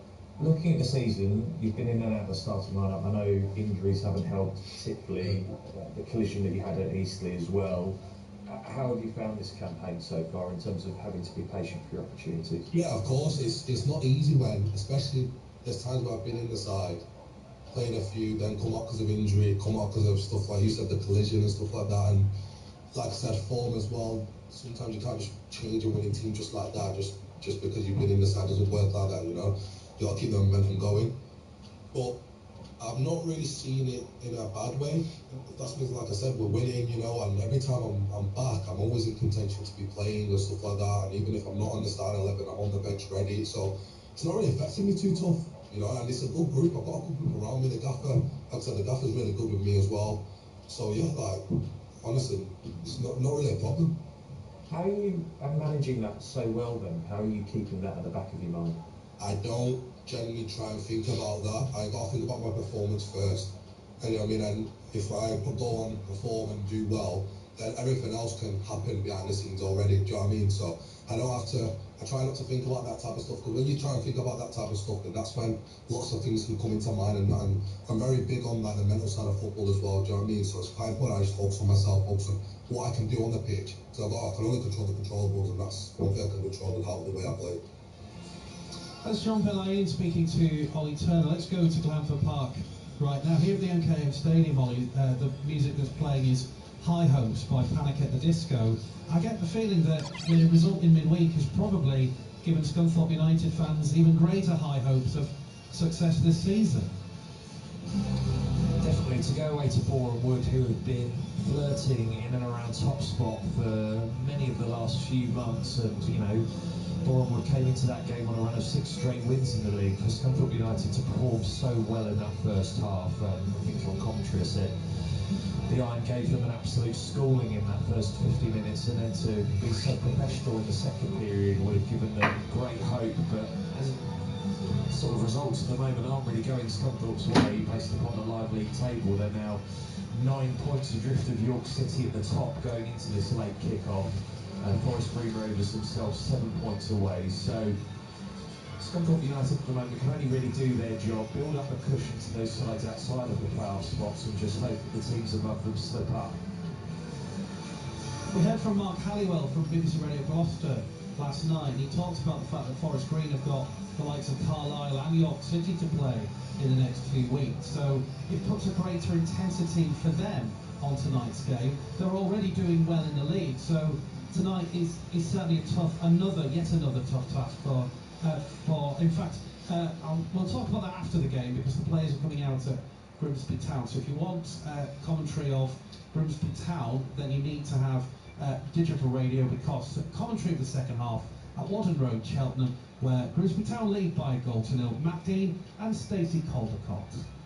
But if we can quickly go back to Ollie Turner before we have commentary here on FM and Freeview, if Ollie Turner is still there. But Ollie just mentioned it there, that a tough run of games for Forest Green coming up, so puts a greater intensity on tonight's game. Well, yeah, for both sides, James. I mean, Scunthorpe, both of these sides are in the FA Trophy 5th round next weekend, but then after that, Scunthorpe United are at home to Southend, who are in 7th at the moment, and then away at Carlisle on the subsequent Tuesday, who are currently 4th. So, I mean, Scunthorpe come into this side game in better shape. I'll quickly recap the form. Unbeaten in 6 in the National League. Forest Green just 1 win in their last 4. I think Robbie Savage has admitted they're going through a bit of a stinky spell, but they have only lost 1 of their last 14 across a wider piece. Ollie, we'll come back to you for team news after 5 o'clock this evening, well at 4:30 when the team news lands, because we're about to kick off in our second commentary that kicked off at 3 o'clock on FM and Freeview. For second half commentary of a Tigers 2-0 lead right now, it's Chris Cooper and former record Hull City signing Peter Swan. Thanks, James. Change as well being made for Swansea City at half-time. To be honest, they could have made quite a few changes, couldn't they? But the change that they have made is that Galbraith is off and Josh Key has come on to replace him at right back. I wonder whether that's because Mr. Miller has been quite simply outstanding and ripping him a new one every time he goes over halfway. They need to put 2 right backs on rather today. Well, about to get underway for the second half then, with City leading by 2 goals to 0, and Ipswich losing at Sheffield United. Long way to go. Who knows? You know, that goal difference could get melted away. Not today. It's going to take a while, but certainly I'm sure the message from the manager will have been, go and get some more goals. Yes, go and enjoy yourself. Stay tight at the back. Yeah, that's the important thing. Yeah, and we've just been discussing at half time as well, as the second half does get underway, with Hull kicking from right to left. I'll go through the teams in a moment. Inevitably, the ball's going to go out of play inside 10 seconds of the start of the second half. What was that goal, the first from City this season, from outside the area? I believe so. Later. I believe so. That's the stat I've been given. It was an absolute ripper from about 20 yards or so. I'd like to see Miller get one this afternoon, because he's been outstanding. He very nearly did, didn't he? It was a great save from the Swansea goalkeeper. City in possession at the moment as they attack the goal to our left-hand side, and here is Miller, immediately nutmegs the replacement fullback who's come on. And the ball comes back towards it, and he's got a throw in for his side as well. Josh Key's not gone down with an injury yet. Right, it's Panda in goal, and Coyle, Hughes, Egan, Femaware, Joseph, Slater, Gelhart, Amir, Miller and McBurney. We'll go through the Swansea side in a moment as well. They did make that one change at half-time. No changes for City. Why would they? As Miller again goes down the left-hand side. He's got the beating of the full-back. Can he get past the centre-half as well? He's got a corner out of that. That hit the legs of Ben Cabango, and is out for the first corner of the second half. And this is the Swansea lineup. Vigouroux in goal. Then the back four is now Josh Key at right back.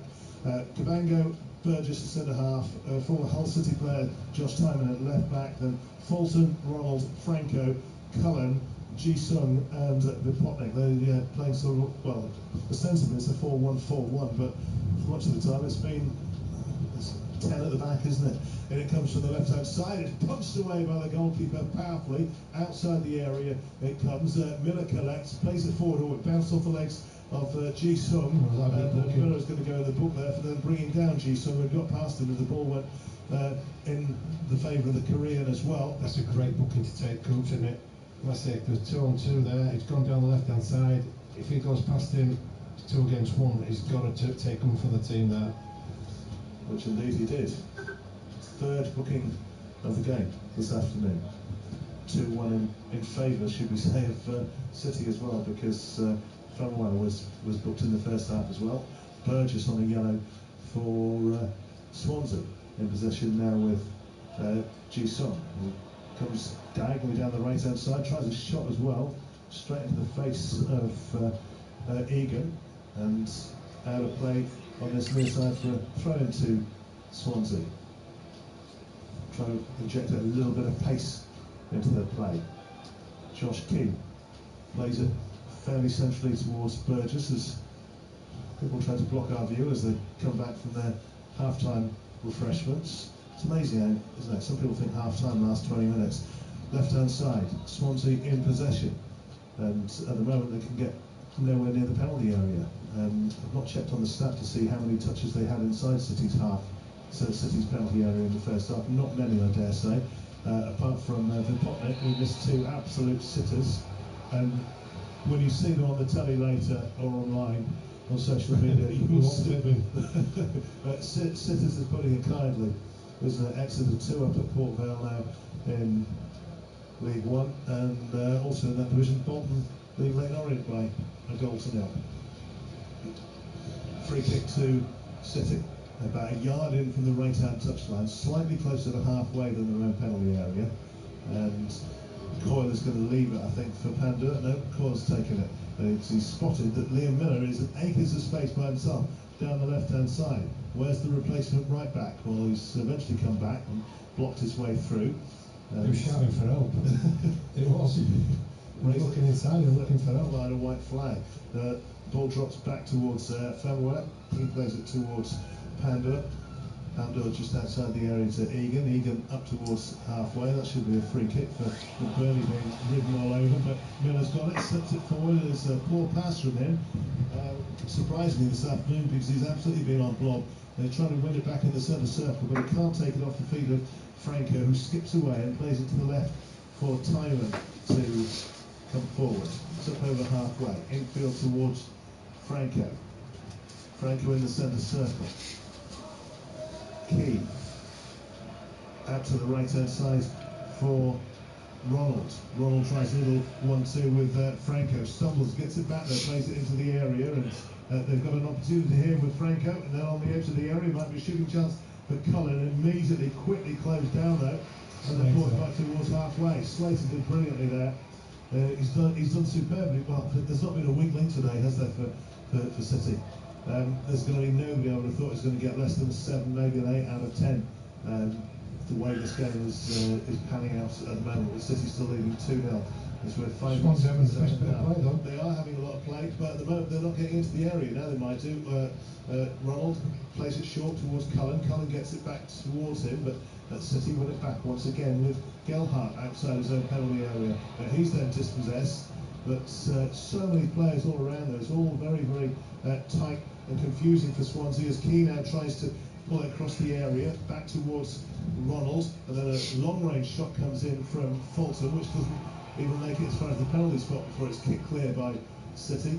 They are having a lot of possession at the moment, Swansea, but it's all in front of Hull City, who are suddenly now getting that backing from the crowd again, because they can sense that they're on the back foot at the moment. They do have that 2-goal cushion though, as Franco comes forward down the right-hand side.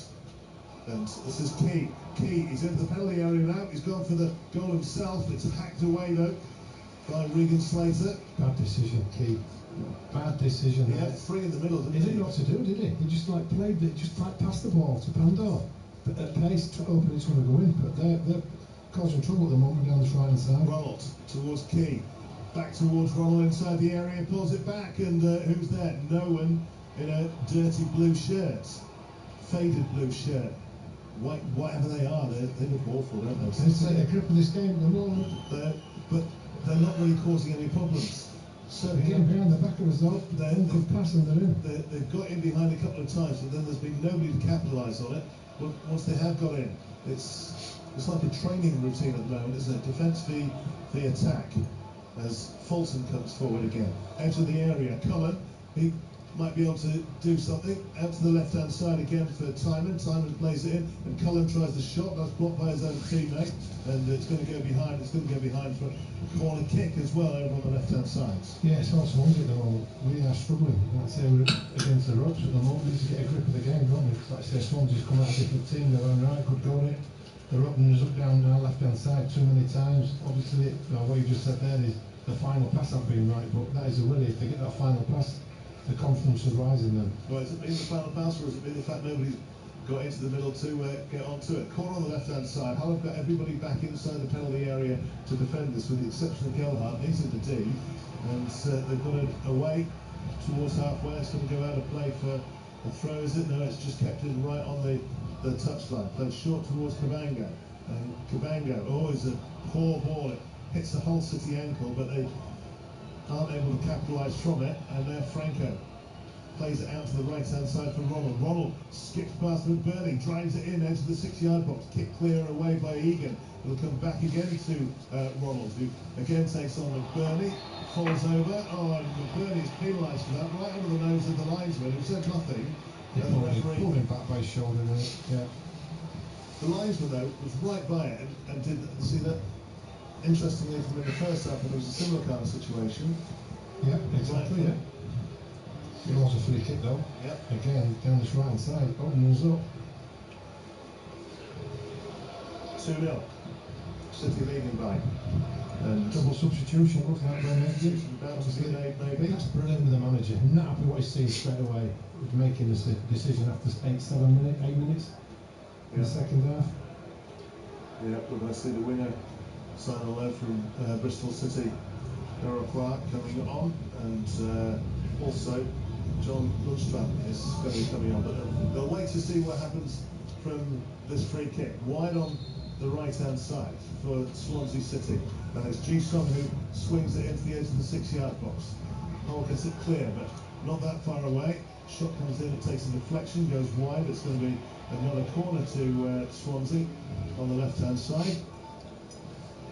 And what do you think this double change will mean in terms of? I think he's just getting over the ball, to be fair. Johnson will try and get over the grip of the game. And then you've got your outlet there with Kawa. Well, they're going to have to wait to come on until the corner's been taken, and it comes from the left-hand side, headed away by City. Still can't get it out of their own penalty area. Now they have. Hit away by Slater down the right-hand side. Swansea try to win it back and do, and they get a throw in. And I do say, don't make a change when you're defending either throw-ins or corners, free kicks. So City just waiting until the ball is further up the field. You just don't want to cause any confusion, you, as to who's picking up who when it comes to these situations. It's going to be a long throw from Swansea, 10 minutes into the second half. Still, they're going to make a change now. Just as Swansea were about to take that throw, they're going to make it. And Gelhardt is the first one who's coming off, and Liam Miller's coming off as well. It's a strange one, Miller. Well, it's like for like, isn't it? It is like for like, obviously. The work rate that's putting up and down his side there. But Lundstrom's one that's going to come on, we're probably sitting there and push him a bit further forward. I'll even later. W for Hirakawa. But Miller is off, and Gelhardt is off. And so too is the ball from that throw. Put out of play for another one down the left-hand side. Well, the fact that they've been hooked now, they're still getting big high fives, and Hudstrom, they've been brilliant in that first half.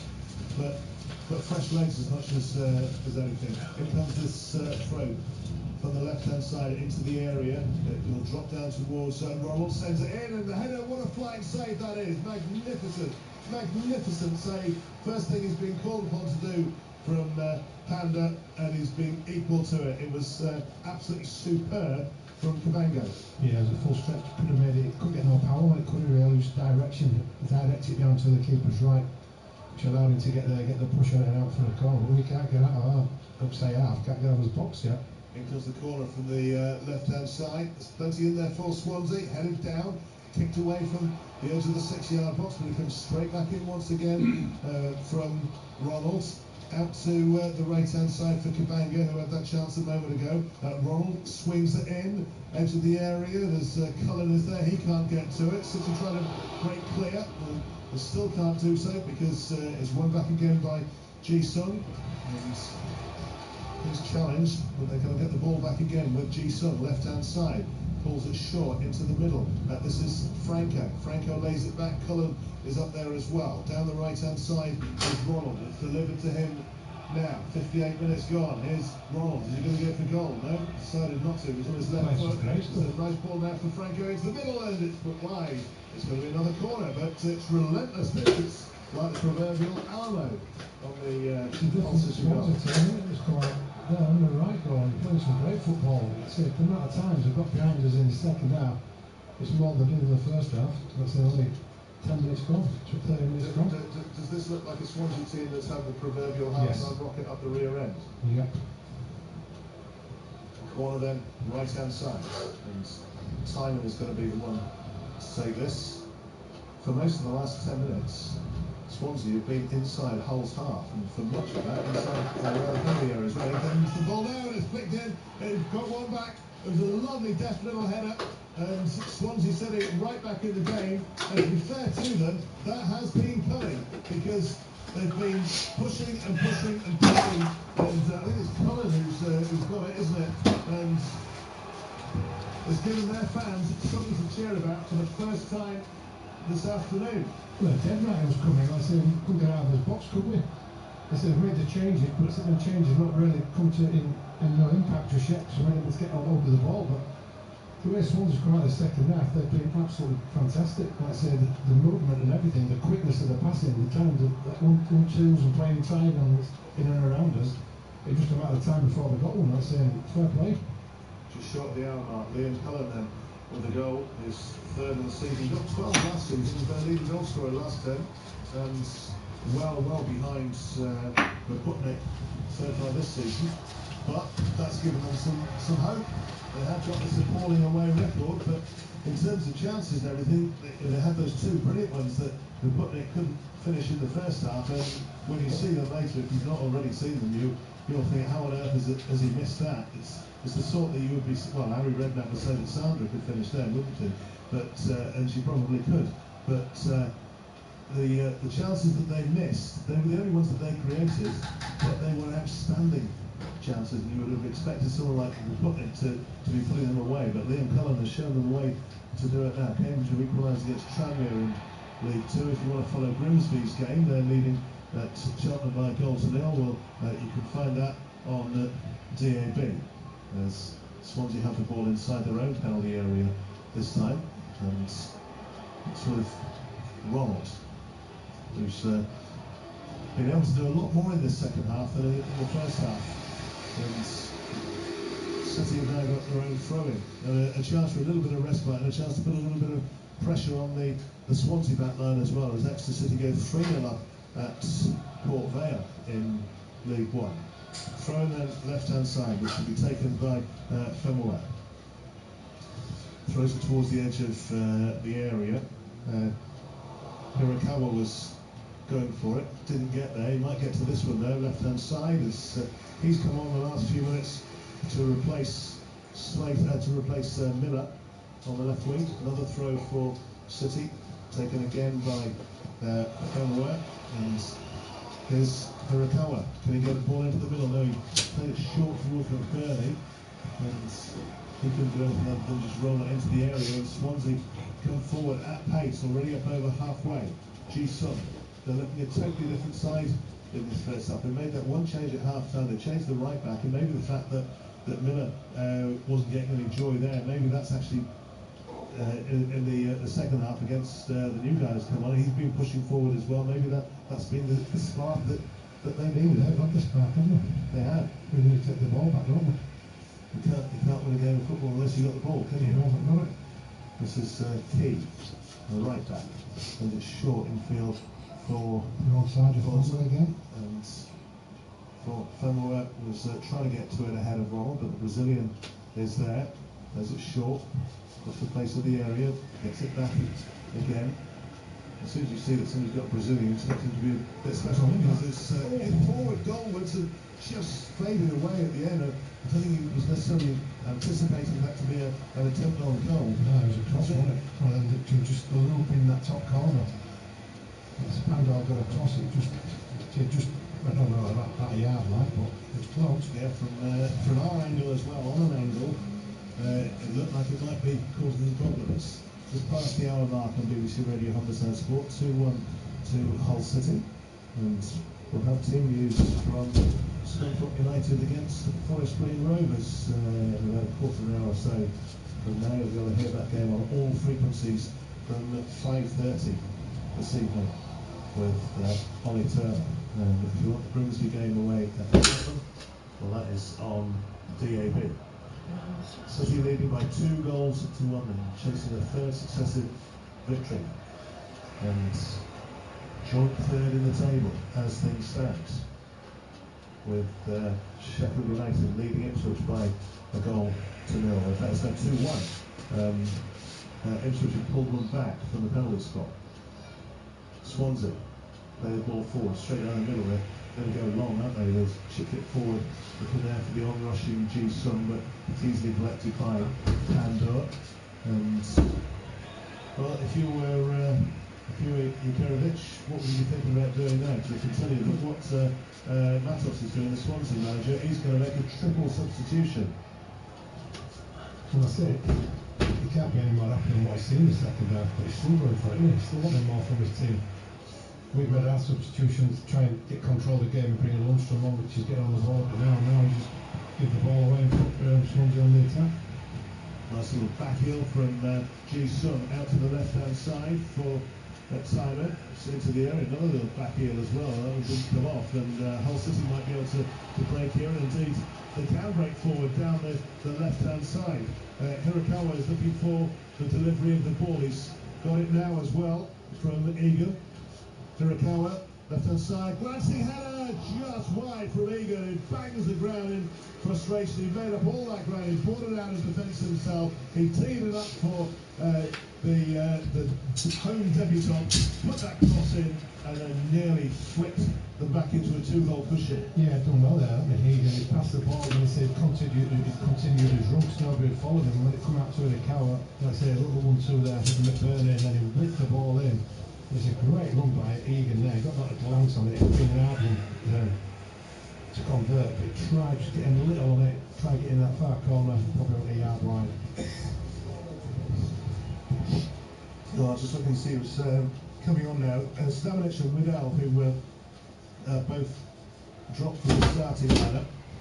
They've come on, and I think the other one is Nunes has come on as well. One of those that I have seen that has just gone off is Ji-sung. We'll work out the others in just a moment. But a triple change by Swansea. It's a very positive change as well from them after 65 minutes. If you were Jukanovic, what would you be doing there? You just see that it's not like they're playing a joke. Well, they made the decision to bring them 2 players on. They need to have some impact in it straight away.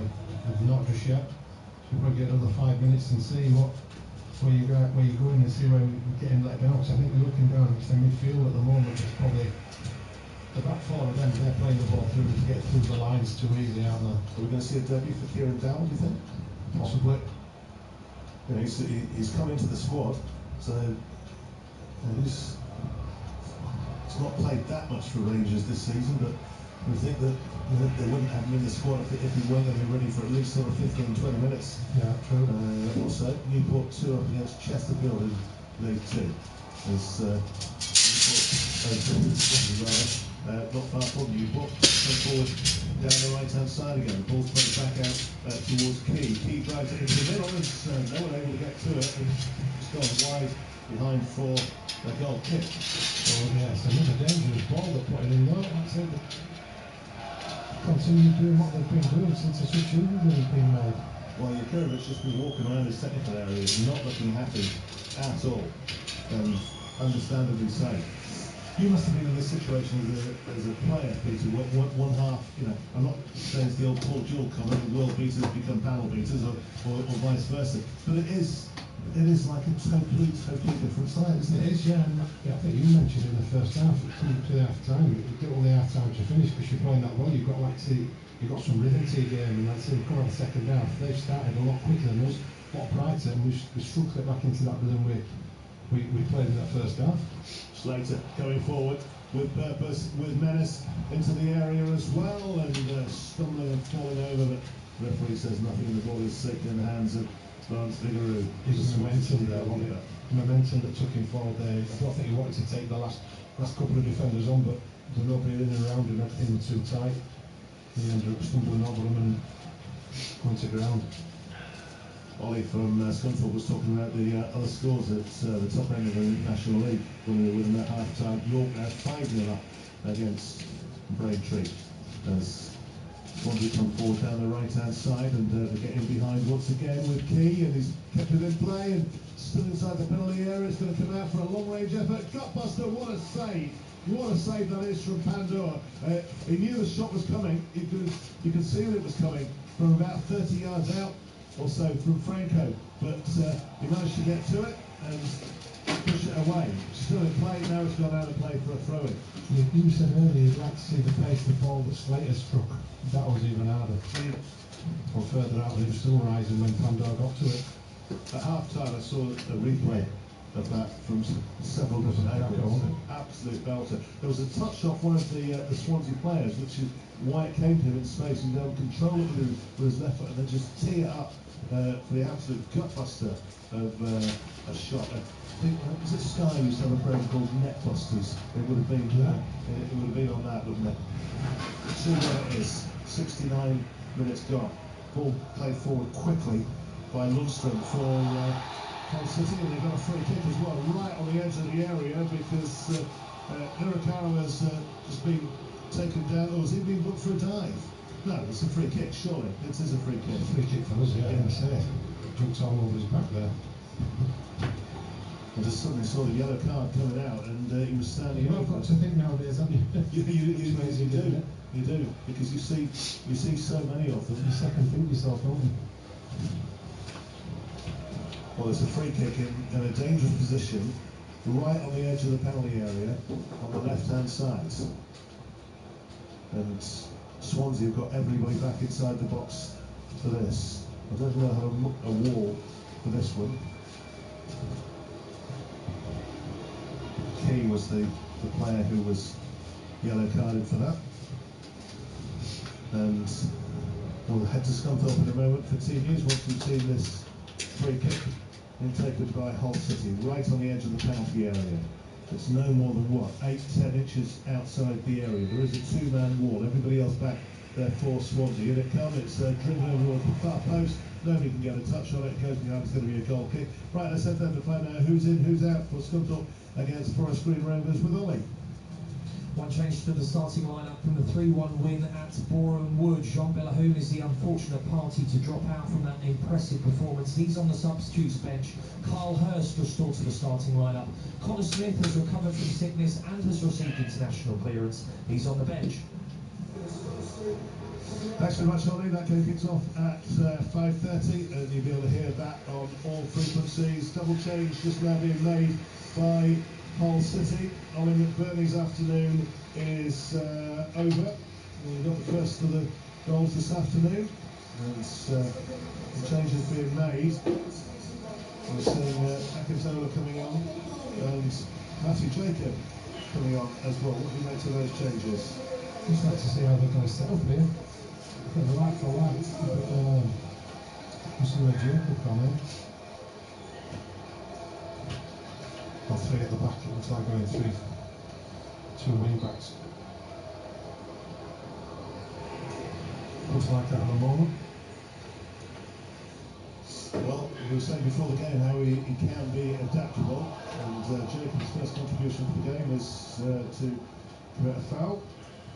Brings down Nunes, one of the Swansea substitutes, and it's a free kick to Swansea inside their own half. It's gone back towards the goalkeeper. So that's what, 4 changes apiece now, isn't it? Yeah, it's got 5. Still 3 at the back, 5 when you're out of possession. Still got one available to them. Because that's what we were saying in the second half, that we're getting around our full-backs too easy. So he's put it down to wing backs out of possession, the 2 wing backs can sit back in there. Well, got some Likely doing that. Louis Colgan chasing after the ball deep inside his own half. Goes behind, it's going to be a throw-in, and down by the right hand corner flag. 16 minutes to go. They can't afford to get sucked into this sort of right, let's just hold on to what we've got, let's hold on for a 2-1, because that could be football suicide, couldn't it? Yeah, don't need that. Sometimes you don't get dragged in, it just happens. You take that step back rather than forward. How often have we heard, 2-0's a funny scoreline? You'd always rather be 2-0 up than 2-0 down, wouldn't you? But this second half has belonged totally to Swansea. I can't recall a game in which I've seen a side that has been so dominant in the first half be so dominated in the second half. It's been a really poor second half performance. It's like the swap kits, isn't it? Sorry? It's like the swap kits. Nobody would want a swap kit with that Swansea kit. Do you think it's the best seller in the club shop? No. I've not seen anybody wearing it, apart from the players. But I go downstairs later, might get a close-up view, get a close-up view of it to see exactly what sort of colour. I think it's like a faded blue. Well, the same balls are trying to play there behind the back. Here comes Hull City down the left-hand side. Oh, lovely skill again by Atakawa. He's just outside the penalty area. He's going to go for goal. Oh, he deserved the goal. It might be one here anyway. Oh, double save, because Jacob couldn't get the ball past the goalkeeper either. And, well, that's got the crowd going, certainly, because that was a brilliant piece of play from Hull City, and all designed and almost finished by Hirakawa, the substitute, skipping past one. I think he beat 3 players, got the shot in, couldn't beat the goalkeeper, parried the ball, and then it was a double save from him, and it's resulted in a corner for Hull City. But it's got the crowd going again. This is more like it. It's people like that, individuals that can go win games. Hirakawa there showed great ability to beat his full-back, then he come inside, like I say, beat the other 2 midfield players, got to the edge of the box, took the great strike, great save. Joe's just done everything right, followed it in, as he's followed it in, the keeper made a great double save. Corner on the right-hand side then for Hull City, which is their first of this, the left-hand side, which is the first of the second half, away to our left-hand side, and it comes from Hirakawa. It's headed away, and it's going to come straight back to him, and bounced openly. He couldn't volley it straight back into the area, which is what he wanted to do. 2 defenders around him, tries to pick it up into the air to then get onto it to send it back in, but Swansea able to get it away, not that effectively, because they're still just outside their own penalty area. Now they can break away down the left-hand side with Timon. Timon stops, checks, plays it back towards Burgess. Burgess all the way back to Vigouroux. And Grimsby now 2-0 up with recent signing Andy Cook getting his first goal for the club. 2 up at Cheltenham Town. They've suddenly found a little bit of form again in the last few weeks, haven't they? Mirroring that from earlier on in the season, the Mariners. If you want that game, you can hear it on DAB. City in possession inside their own half. Just outside, now inside their own penalty area, played back towards Pandor. Pandor up over halfway, and trying to go forward down the inside left channel, and Joseph was just blocked off there, and Swansea get the ball back inside their half. It's you attack, we attack. You just get the feeling that Swansea, they look to have a little bit more purpose in them in this second half than Hull did. As They're pushing forward through Cullen now, who's got them back into the game with that glancing goal. And that's a poor ball from him down the inside left channel. He's looking for the Putney, and it's gone behind. It's going to be a goal kick, and I think another change might be about to be made by City as well, judging by the indication from the manager down towards the warming up substitute. There's not many of them left now, is there? Brought four of them on.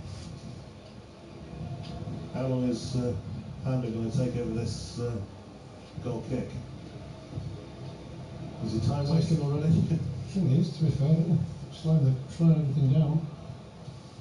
Fulham 1, Brighton 1 in the Premier League, and City leading by 2-1 here. If you're just joining us on BBC Radio Humberside, maybe you've been out shopping or going with friends, family or whatever. Fantastic first half, 2-0 up at half-time. Second half, it's been nearly all Swansea. But City on the attack now, just on halfway. Slater bustling his way through. He was the one who got the second goal for City in the first half, and now he's conceded a free kick. And it's just inside the Swansea half. And Nunes, the player who was challenged, one of their substitutes. It's not the only person wearing gloves this afternoon, I can tell you that. It has got bitterly cold. The same layers of the way forward. Two pairs of gloves this afternoon. It's that cold. Sorry, I could have lent you a pair, but Nunes, edge of the area, still going down the right-hand side. Falls a little bit wide. Still got it though, as Nunes is taking the full-back with him. Plays it back behind towards Cabango. And it comes in towards Stamenic. Stamenic over to the left-hand side to Tynan. Tynan back towards Burgess. They're trying to work this opening, aren't they? They're trying to get those diagonal patterns. They have done once, but that came from a set piece, didn't it? The other goal. But here's an opportunity now, maybe with Weedle, Burgess, Tynan, left-hand side. They're queuing up inside the area. If they can get a decent delivery in to anybody up there, they're inching forwards. Now they've come into the area, but the ball is well cut out there by Atacola, and they've lost it again though.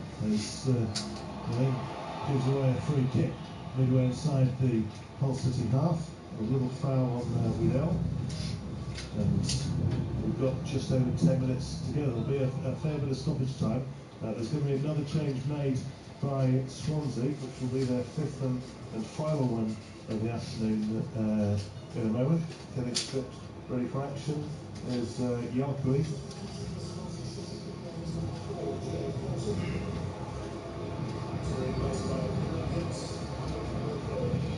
Yalkui is on there, and play will restart with a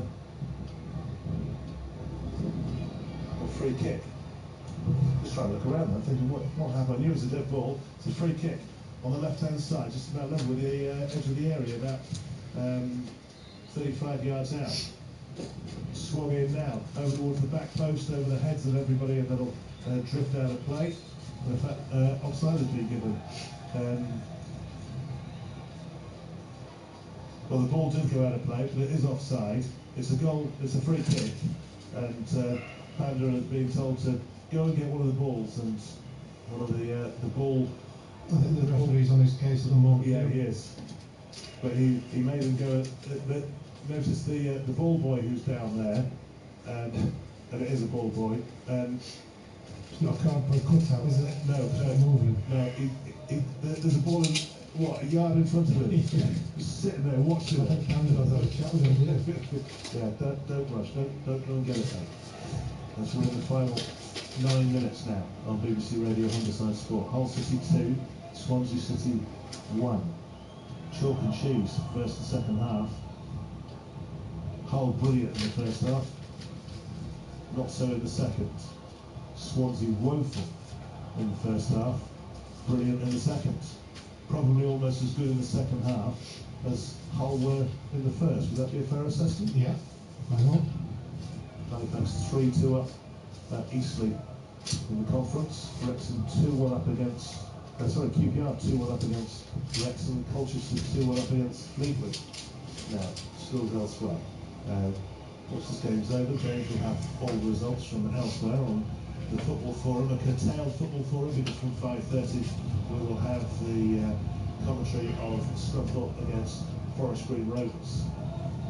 Swansea in possession. They don't appear in any great rush. You can see how much time is left, but they're thinking the big chance is going to come as Nunes sends the ball into the middle, but it's easy taken by Pando, who holds onto it, smothers it, jogs towards the edge of the area. The Putnik is right in front of him, and kicks it straight down the middle. He's just given it away there because it's just gone straight back to possession, don't we? To Swansea. He needed to put that to one side or the other, but it's easy to be headed away by Burgess, who's back in possession again now with 8 minutes to go. That's the Putnik is 70 yards offside, making no attempt to go for the ball, which is just kept in play. Well, prevented from going for a goal kick. It's going to be a corner, a throw-in rather, over by the corner. Keeps City head back deep inside their own half. We're playing for time, aren't we? Well, in no great rush to get on with it.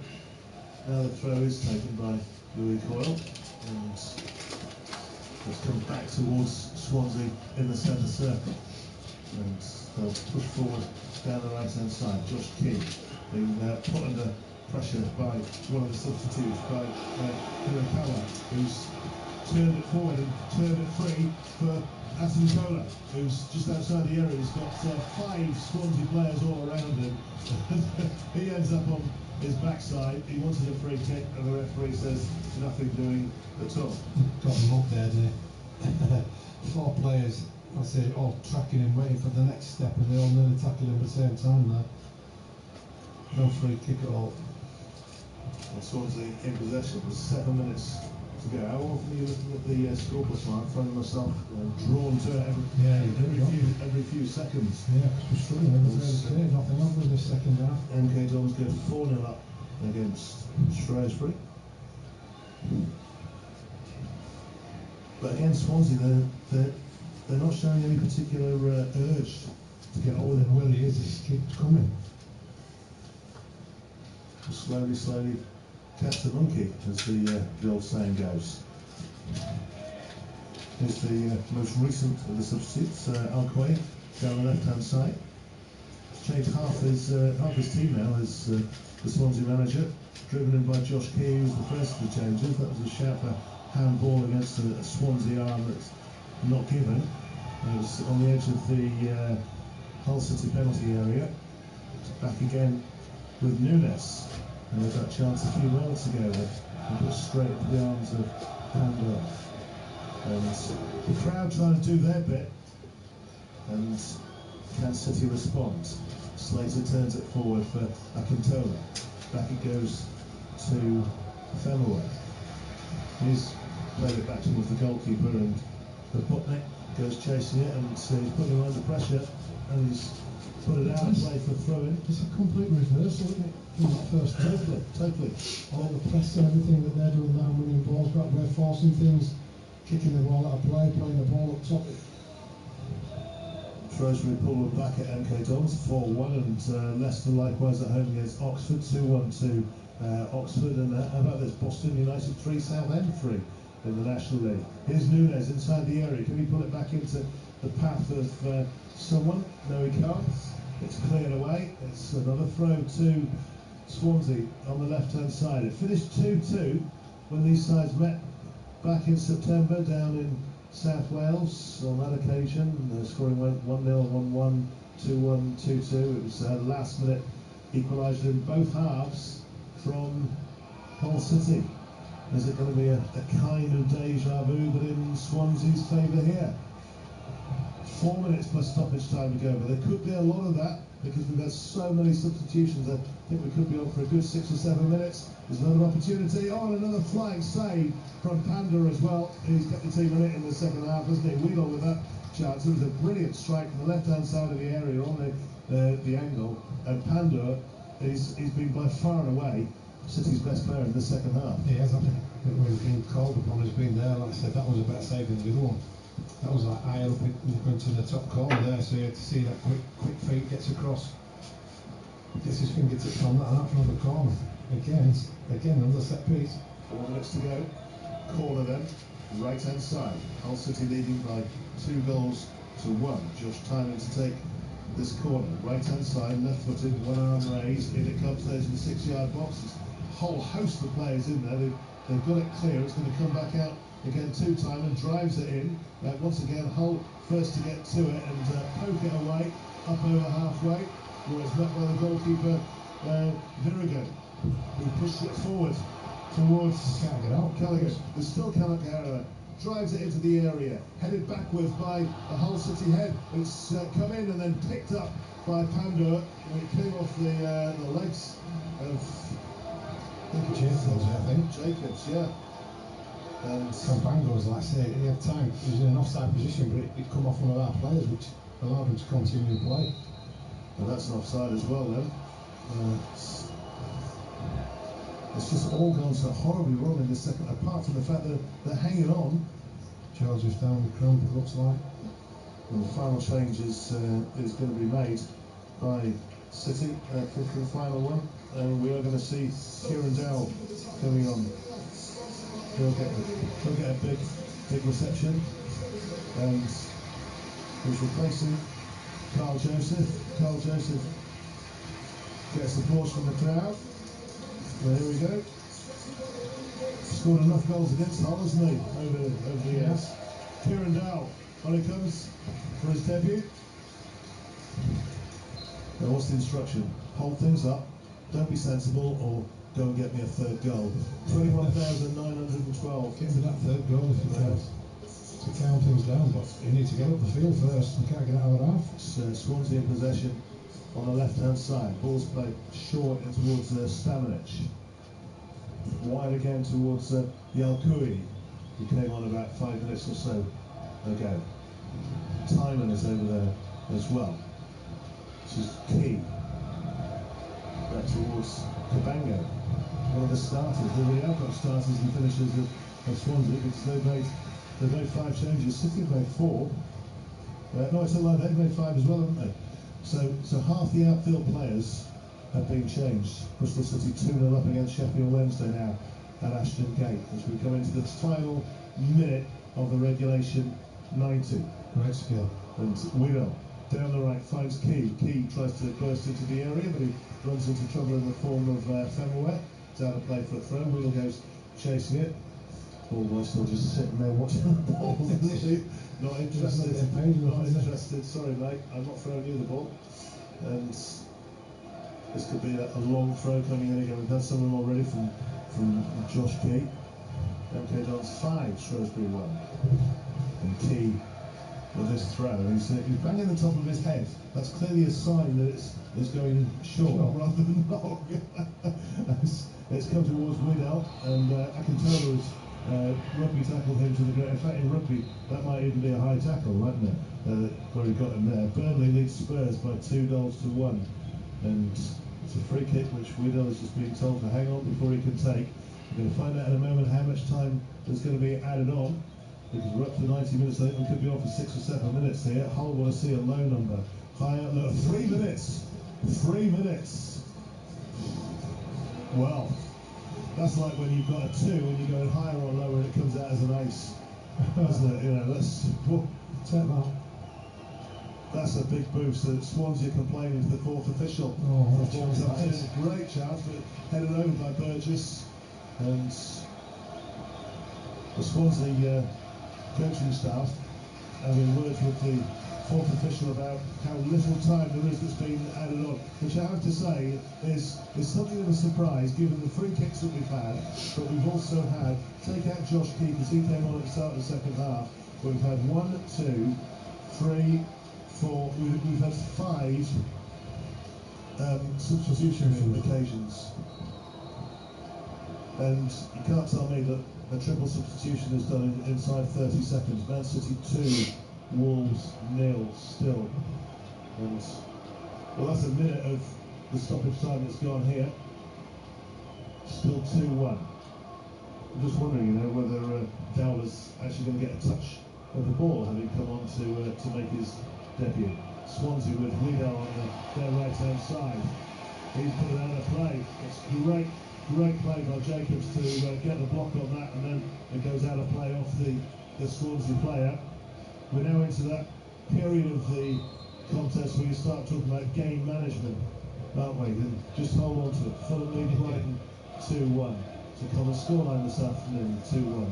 This is Akintola with 5 around him once again, trying to get it into the path in the middle of Kieran Dowell. It'll be an almighty cheer if he does contribute to getting a goal. As things stand, 2-1. Oh, and players falling over all over the place, but the referee says nothing. Wiggle went to ground onto Jacobs, but referee says play on, and Hull City do exactly that, down the left-hand side, up over halfway already, and intelligent play there as well, playing it straight against the legs of Josh Keys, but we go and play for a throw, using a little bit more time. We're into the third of the 3 minutes of stoppage time, and still one of the Swansea coaching staff is in the ear of the 4th official about the lack of time. That's Tom Parsons, the 4th official this afternoon, and the phone has been put straight out of play for another throw. Hull City are almost there. Talk about, getting over the line. It's stumbled over, and they've had a right good go at it with Swansea in the second half, but their abysmal away form has continued, or at least the abysmal away results have continued. That is 3 minutes up now. All eyes on the referee. You can hear the whistles, and Swansea come forward. Are they going to get one last chance? No, they're not, because it's all over. Or is it? He's booking him. He's for a foul, and Swansea have a free kick. He's gonna let this go forward, isn't he? We're 30 seconds over time. It's gone back to the goalkeeper, and the goalkeeper's going to be the one to take it. Well, you don't have to add on time for free kicks, only for penalties. How much time is he going to add on? And it's been cut out. That is it. There goes the final whistle. 3 wins on the spin for the Tigers. It's been a shocking second half. But to counter that, their brilliance in the first half, during which time McBurney from the penalty spot and Slater with a rasper gave them a comfortable 2-0 lead. They didn't want half-time to come, and in the second half, Swansea clearly had the rocket up the rear end, and they were outstanding, but they only managed to get the 1 goal, that through colour, and that because Ivor Pandora, who I think is probably going to get the Hull City man of the match for his performance in the second half, from 3 outstanding saves, which just seem to get better and better to keep Swansea at bay. They certainly defied their away record with this performance in the second half, but let's give so much credit to City overall, because they dug in, and then they dug in a little bit more.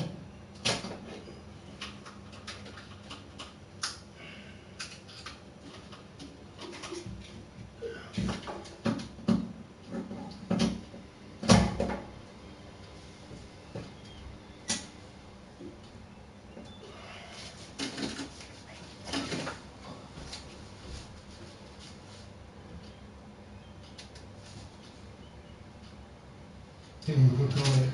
And you've got to give us credit for hanging in there, because again, we see how many times there's different ways of winning football games, and not one where we actually stumbled over the line. We should have been more than in the first half, but they could also have had 2 of their opportunities.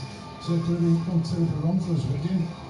We hung there and won ugly in that second half, because they put the pressure on, played some great football, opened us up that many times down the full-back areas and got balls in the box, which they didn't score. We dealt with them. They scored from a set piece. But the manager is delighted with the position they had in the league. They're glad with another 3 points, and let's say we keep moving forward. So it's backed up now. There's 3 wins on the bounce, and let's say this keeps going places. We see in that second half there's still more to come from us.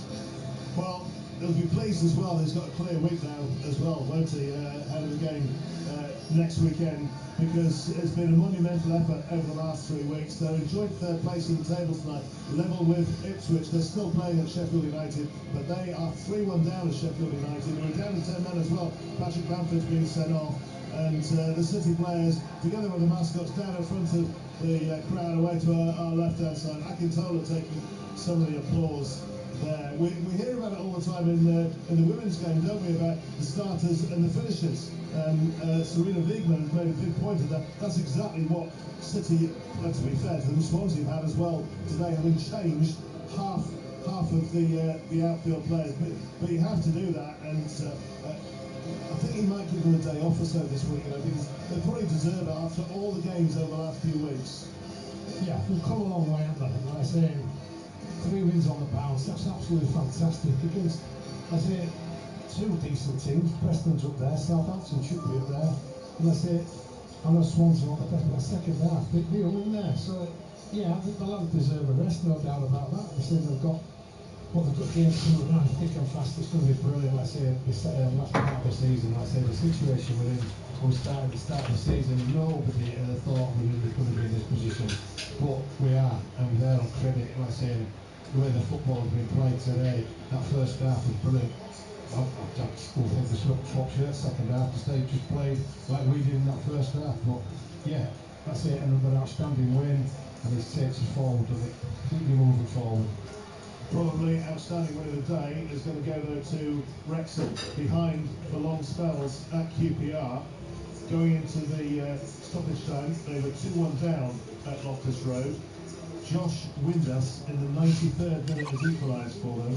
Ollie Rathbone has probably won it for them in the 94th minute. But here, it was all about the first half. That's what City will want to focus on, but they will be concerned about how things went in the second, but they did manage to hold on. They stumbled over the line. 3 wins on the spin. James Hogarth has finished Hull City 2, Swansea City 1.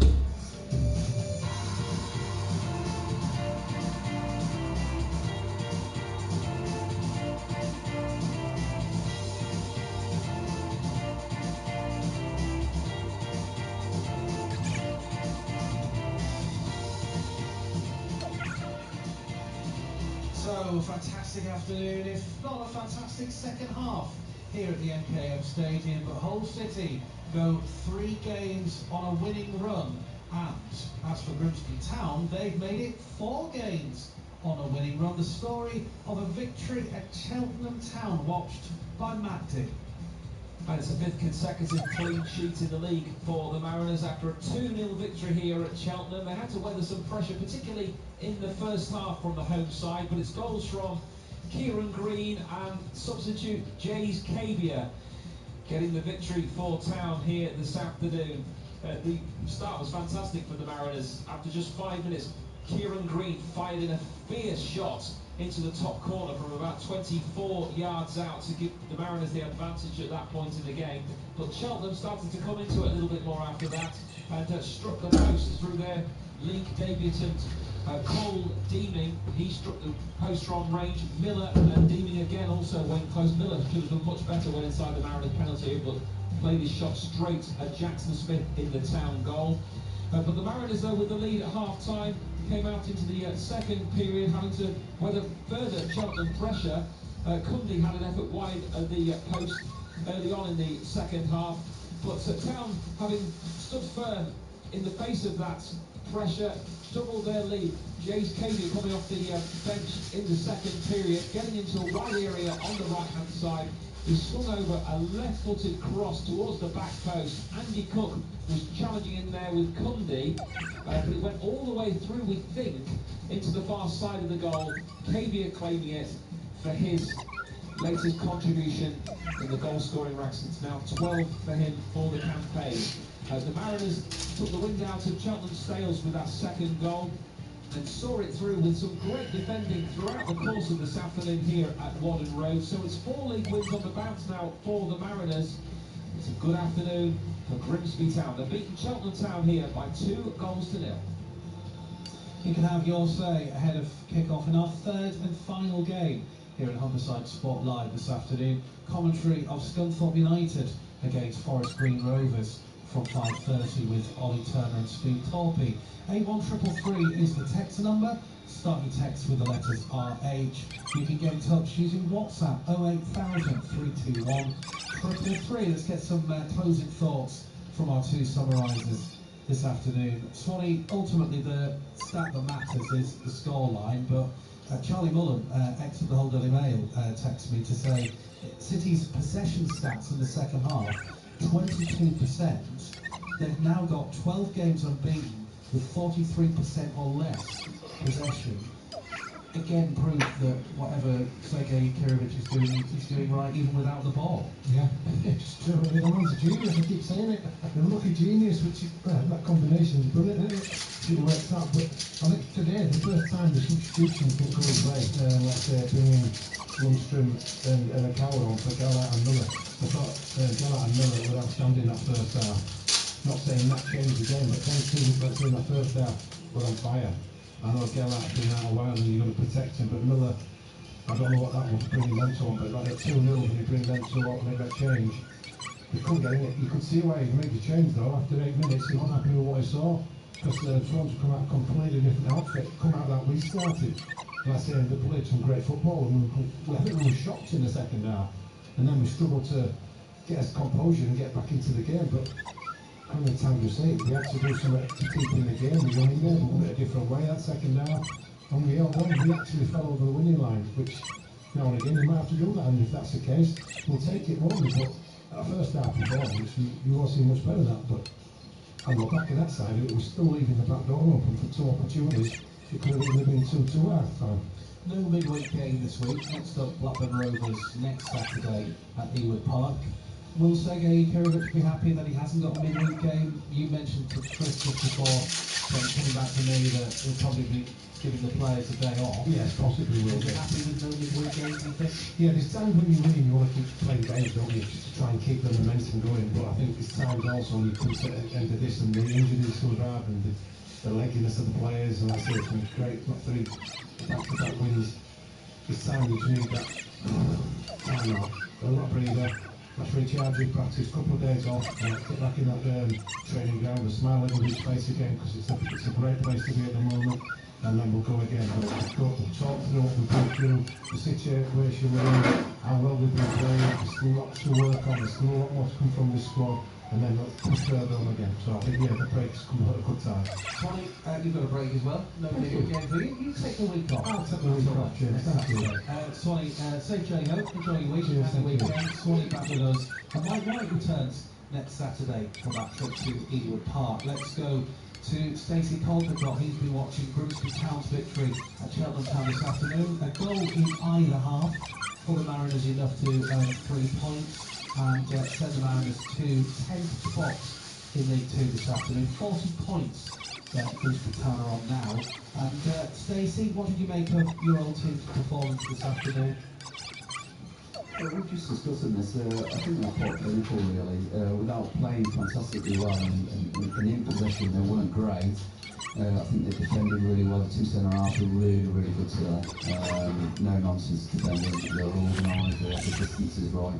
And I just think to myself, the managers must be so chuffed to come and not play well and turn around the results and get the 3 points down here. Because Cheltenham were at it today. I mean, knocked the stuff out in the first 5 minutes with the first goal, and then they came back into it and they created several opportunities where they wanted to do better. So, you know, to get a clean sheet, to get the two goals, I think he'd be delighted with it. When you're playing this system, I always think to myself, you need your wide men on the ball, and they never really got consistently on the ball, the 2 wide men, and I think that was a bit of an issue in the end. But they somehow managed to obviously get the result, so they'll be happy people on the way on the pushback. Second goal, 74 minutes. Did that just ease the tension, ease the nerves from the away fans and ultimately the players on the pitch for Grimsby Town? Yeah, definitely, because Cheltenham were in the ascendancy at that point. They're knocking it around while they're creating chances, but the lads put a great ball in, and it creates uncertainty. The credit must go to the centre forward as well, because the run he made across the goalkeeper stops the goalkeeper reacting. And obviously it slips past both of them. By the time the goalkeeper can do anything about it, it's in the back of the net. But definitely that second goal, you could see it in the body language of the Cheltenham players. It's like, wow, you know, we've done all this work today, and look where we are, kind of thing. And with there only being, you know, 10 minutes or so remain. And it was just a case of seeing out the game then, and they did it in a professional manner. Stacey, final thought from you. You don't often get to see Grimsby Town, at least for us, in the flesh. Overall, given you've probably not seen them for a while, certainly close up, what did you make of your old team? I think they're obviously well organised and they've got a good team spirit. I think that was evident today. You know, I've obviously seen them early in the season when they beat Man United in the cup, and they were fantastic that day. I mean, to a man they were. So they'll take this today without being at their best. They've got a good win, and I think it just kind of that breeds confidence for the future, because they kind of think, well, what happens when we are actually on it? We're a good team. It's a measure of a team when they can win without playing fantastically well, and I think that's exactly what they've done today. Even though defensively they're really good. Well, I think that might be the story of the second half for both teams. Stacey Caldecott, thank you very much for being part of our commentary team this afternoon. So 2 down, 1 to go. Let's bring you the story of the first half of commentaries on Humberside Sport Now. Humberside Sport.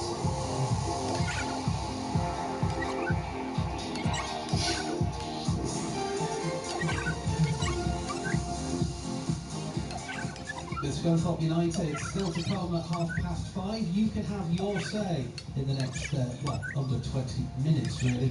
Text 81333, start the message with the letters RH. You can WhatsApp me 08000 321 333, again for RH at the start of your message, and get involved on social media at Humberside Sport. We'll start here at the MKM Stadium after that thrilling victory on Tuesday night at Preston. Fans were hoping for more of the same, and Ollie McBurney got things going.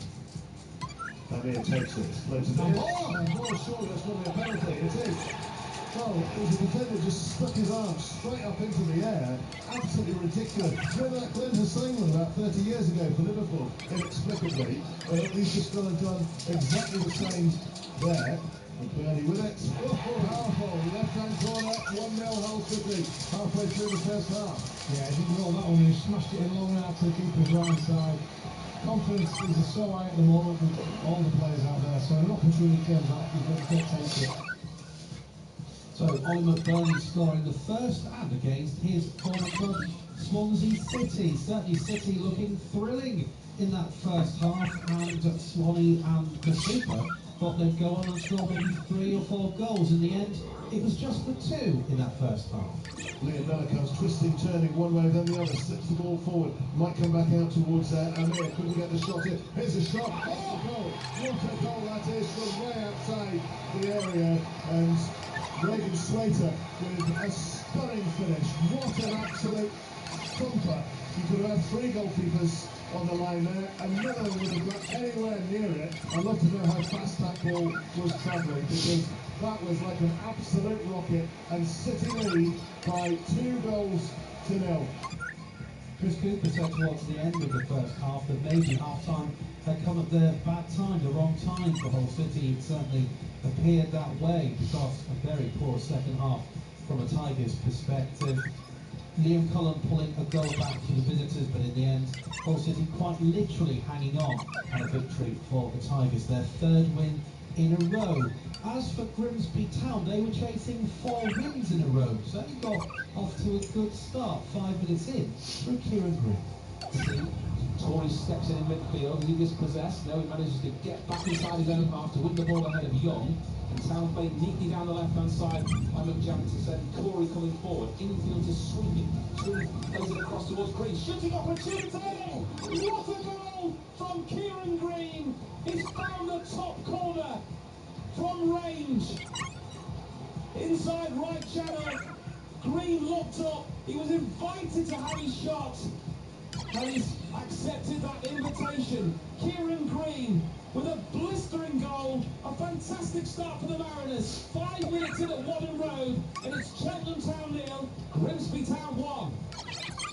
This text from a Grimsby Town fan says, we made it hard for ourselves, but a good win today for Town. A rare poor game from Jayden Sweeney and an absent midfield for most of the game, but some great goalkeeping and a wonder goal from Kieran Green, and the subs made a difference. We came away with all 3 points. The nerves settled in the 74th minute.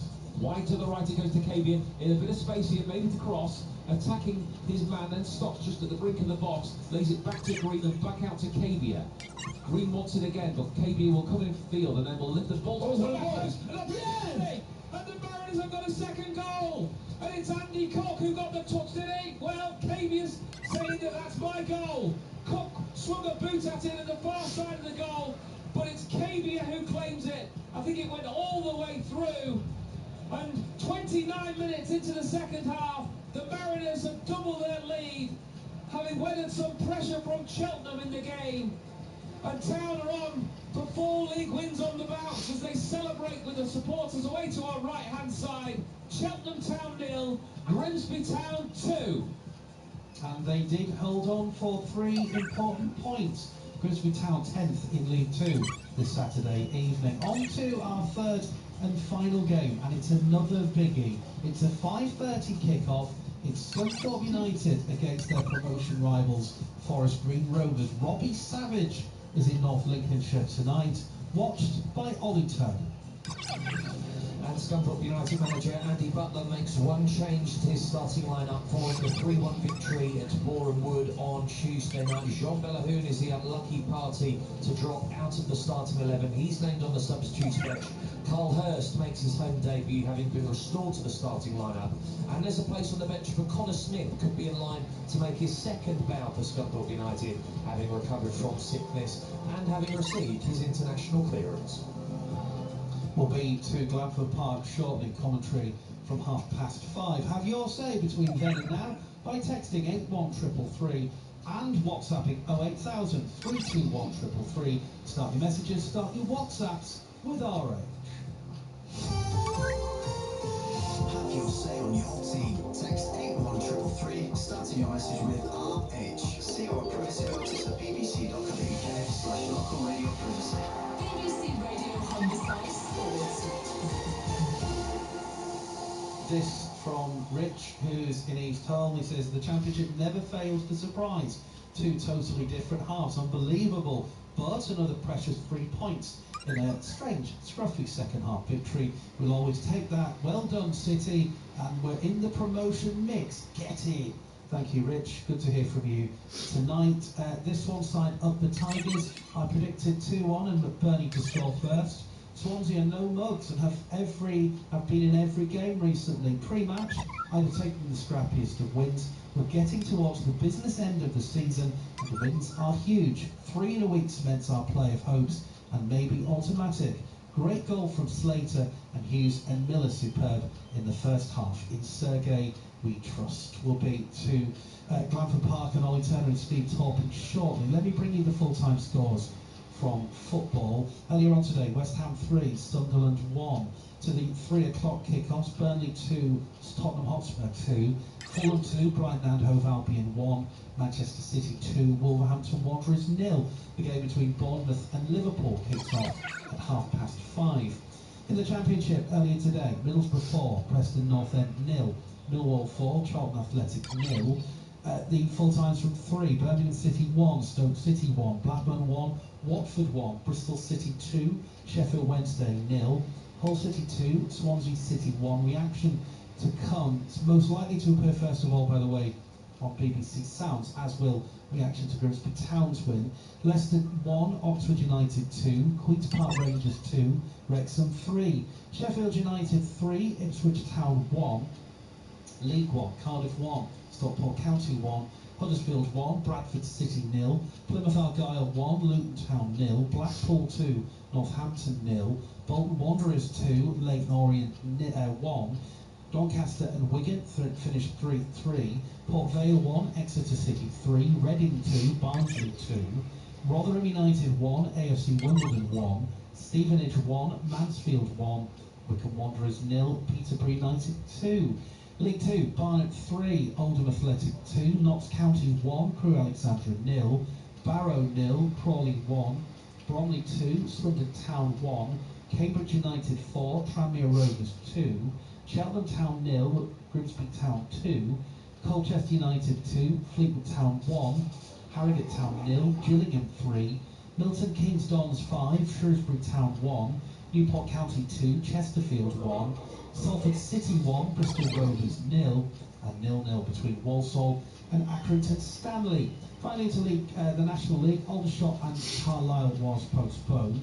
Altrincham 3, Borehamwood 1, Boston United and Southend United 3-3, Brackley and Hartlepool was goalless, Eastleigh 2, Halifax Town 3, Gateshead Wealdstone was postponed, Morecambe 0, Solihull Moors 2, Rochdale 2, Truro City 0, Tamworth 0, Sutton United 1, Woking and Yeovil didn't go ahead, York City 5, Braintree 0, and of course Scunthorpe United and Forest Green is a 5:30 kick-off. We'll hear from Andy Butler on the programme in a few moments' time, but let's cross to Glanford Park and check in with our commentary team once again. A good evening to Ollie Turner and Steve Todd. Good evening to both of you. Good evening, James. Good evening. Steve, I know you didn't see the game at Borehamwood on Tuesday night. Ollie asked the question of Andy Butler at the end of the interview. Clearly a massive win. Will people sit up and take no? He did as you'd expect. The manager played it very cool and played that one down. But I know it's a cliche to use expression statement win, but it was everything. A classic statement win, wasn't it? Against Bournemouth. Yeah, I think so. Especially with the run of form they were on as well. I think it was 6 or 7 straight wins. So to go there and win as comfortable and comprehensive as they did, then it definitely sends out a message, a real positive message. And that top 5 or 6 is looking really tasty now. I think it's anyone's up to grab. York have had a good win today, and Munster have had a good win, but as long as we're in the mix, that's the main thing, and we definitely are. Steve didn't see the game on Tuesday night. Jean Bellayoun drops out of the starting 11, Ollie. And as you said when you broke the team news, probably consider himself a bit hard done by on that one. Yeah, I thought he had a really good game playing as on the right side of the back three. I think they shifted to that to really double up on the 2 wide men for Borehamwood, Abdul Malik and Charles Claydon, who didn't have a sniff for most of the 90 minutes. I think Abdul Malik had a shot late on which hit the post but was largely snuffed out, and that was in part due to Jean Bellayoun, his rapid pace, his decent recovery skills, and I think he will be unfortunate to miss out, because I think it would have been a straight shootout between him, Ross Barrows and Joe Starbuck for that right back spot. But a special night for Ross Barrows. It's his 50th appearance for the club this evening, and given what he's gone through in the last year, that will mean a lot to him. Steve, what about tonight? Obviously a huge game for both teams, and again another game that obviously can't decide anything, but clearly a victory is pivotal in the sense of momentum, isn't it? Yeah, it surely is. And if they can take their performance when they played them early on in the season at their place, it was a real solid performance. They should have won the game really quite convincing. Played some really good football against a top team. So, and they're full of confidence after this run of form as well. So, favour Scunthorpe for sure. But yeah, it's not going to be easy. Forest Green are always going to be there or thereabouts. But I think Scunthorpe could just have the edge this evening for sure. From memory, and from the last time Connor Smith was in a Scunthorpe United team, going back a bit, he's had some time playing in Scotland. Of course, he was in Scottish football anyway, but what will he offer, do you feel, to Scunthorpe United for the second half of the season? Yeah, I think he's got that little bit of creativity that's been probably a little bit lacking over the course of the season, especially down his left-hand side. He's also got Carl Hurst, who's brought in as well, who plays down the left-hand side. I suppose he's coming to the kind of, I don't know, last third of the season, I would say. The bigger the squad, the better. As long as you've got quality. I heard Andy Butler's interview earlier in the week, I think yesterday, and he mentioned having that quality. You don't want to bring players in who are not going to benefit the squad and improve the squad. And what I see previously, when doing the commentating, is definitely that kind of creativity that you need from both sides, just to really get a little bit of pressure on Cal Roberts as well. So yeah, coming from both sides, then it's hard to defend. Ollie, the club is taking its time in this lone striker. It sounds like they've shifted position to some extent, haven't they? They'd obviously targeted somebody. Then it became a list of options. I think when I spoke to Andy Butler on Monday, it was an option of maybe 1 out of 3 players. Do you get a sense that they've moved on from their initial target and they've moved to somebody else? Not entirely sure, if I'm honest. I think when I asked Andy that question, he said it was one of the 3 that they were looking at that they've been knocked back on. So whether that was the original player in question or someone else, it's not entirely clear. What about the need for a striker? If you I appreciate that in the National League the clubs don't have the same windows as Premier League and EFL clubs, but is a striker the kind of player that's missing from this, the final piece, if you like, of the jigsaw at this stage of the season in terms of Scunthorpe United's team? I think so. I think I mentioned it before for a couple of weeks ago about maybe having a bit more of a physical presence, a bit of height in there as well, just to relieve a little bit of pressure on Danny Whitehall. We relied on him over the last few seasons, he's done extremely well, but I just think someone, not pigeonholing or kind of saying that it's a necessity, but somebody who's a bit Mark Beck like that in that presence, but probably a bit more physical and with some experience in this league and maybe a league above. I think that's what Andy Butler's looking for, but they're few and far between. Your old typical type of number 9s are not very available nowadays. So that's what I'd be looking at anyhow. But maybe I'm biased because that's how I play. Steve, we'll be back with you and Ollie Turner shortly here on BBC Radio Humberside for the 3rd and final commentary on Humberside Sport Live this evening. Gould Tigers take a massive win for Hull City today. On to Blackburn away next week. Flag Day to honour the City fans no longer with us of the Tigers. Good on you, that's an excellent gesture. On behalf of those lost City fans, Mike in Hull says a big win, but City struggled at times. Ground the win out, pleased to have had no midweek game. Some players need the rest. We will play better at Blackburn. Up the Tigers, Mike. Much appreciated. Have a good weekend. Right, 3rd and final commentary on its way shortly.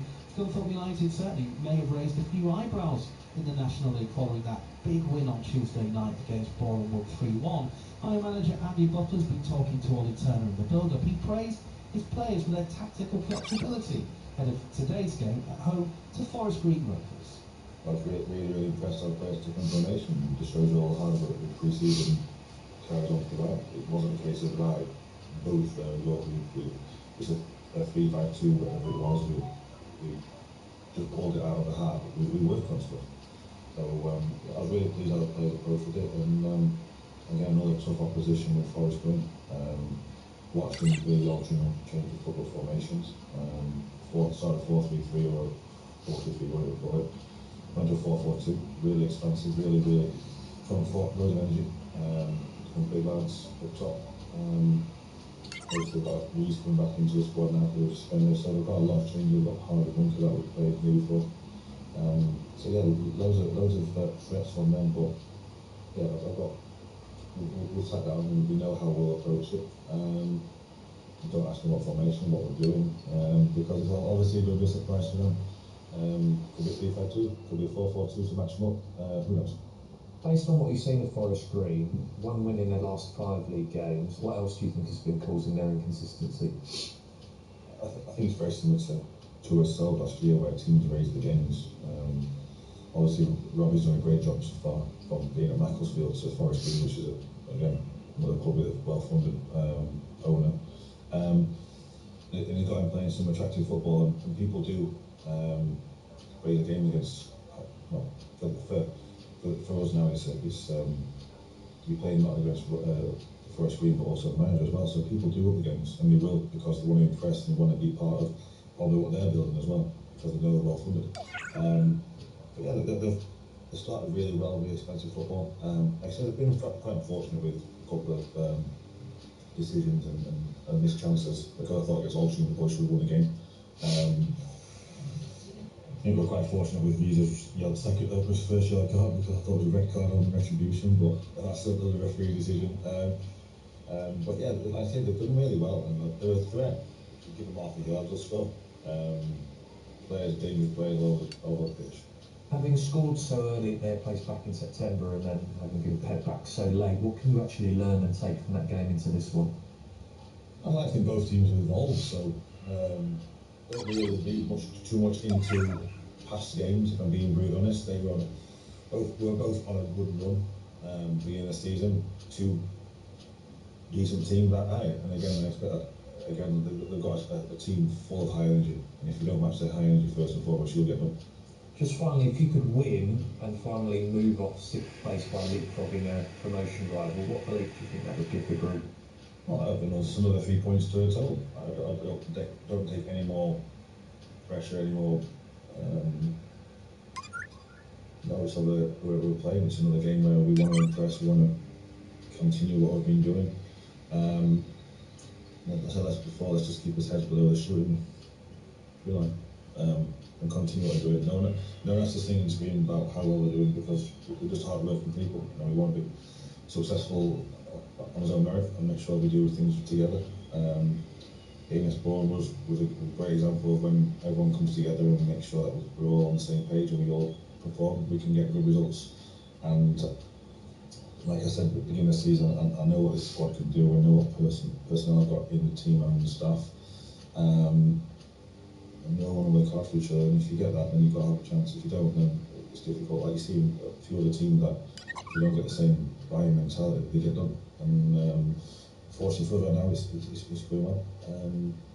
But only as good as last game, so if we don't know anything, Every game live. BBC Radio Homicide Sports. If you're a Grimsby Town fan, you're first place to hear from David Artell and, for that matter, Hull City's Sergei Yakirovich will be on BBC Sounds. Just hit that subscribe option to get the push notification. We'll hear more from the managers of the Mariners and the Tigers before the end of the show this evening. But right now, for commentary of our third and final game, it's on all frequencies and on BBC Sounds as well. Can Scunthorpe United back up that quality result in the week at Boreham Wood with a victory over Robbie Savage's Forest Green? We're about to find out at Glanford Park, watched by former Iron striker Steve Torpey and Ollie Turner.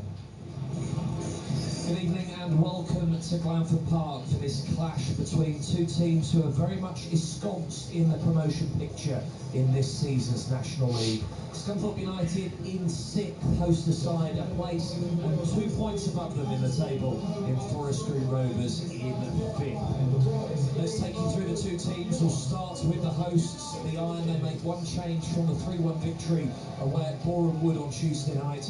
Carl Hurst makes his home debut, restored to the starting lineup. Jean Bellahune drops down to the bench. Roy Mahardy's in goal. Ross Barrows makes his 50th appearance for the club at right back.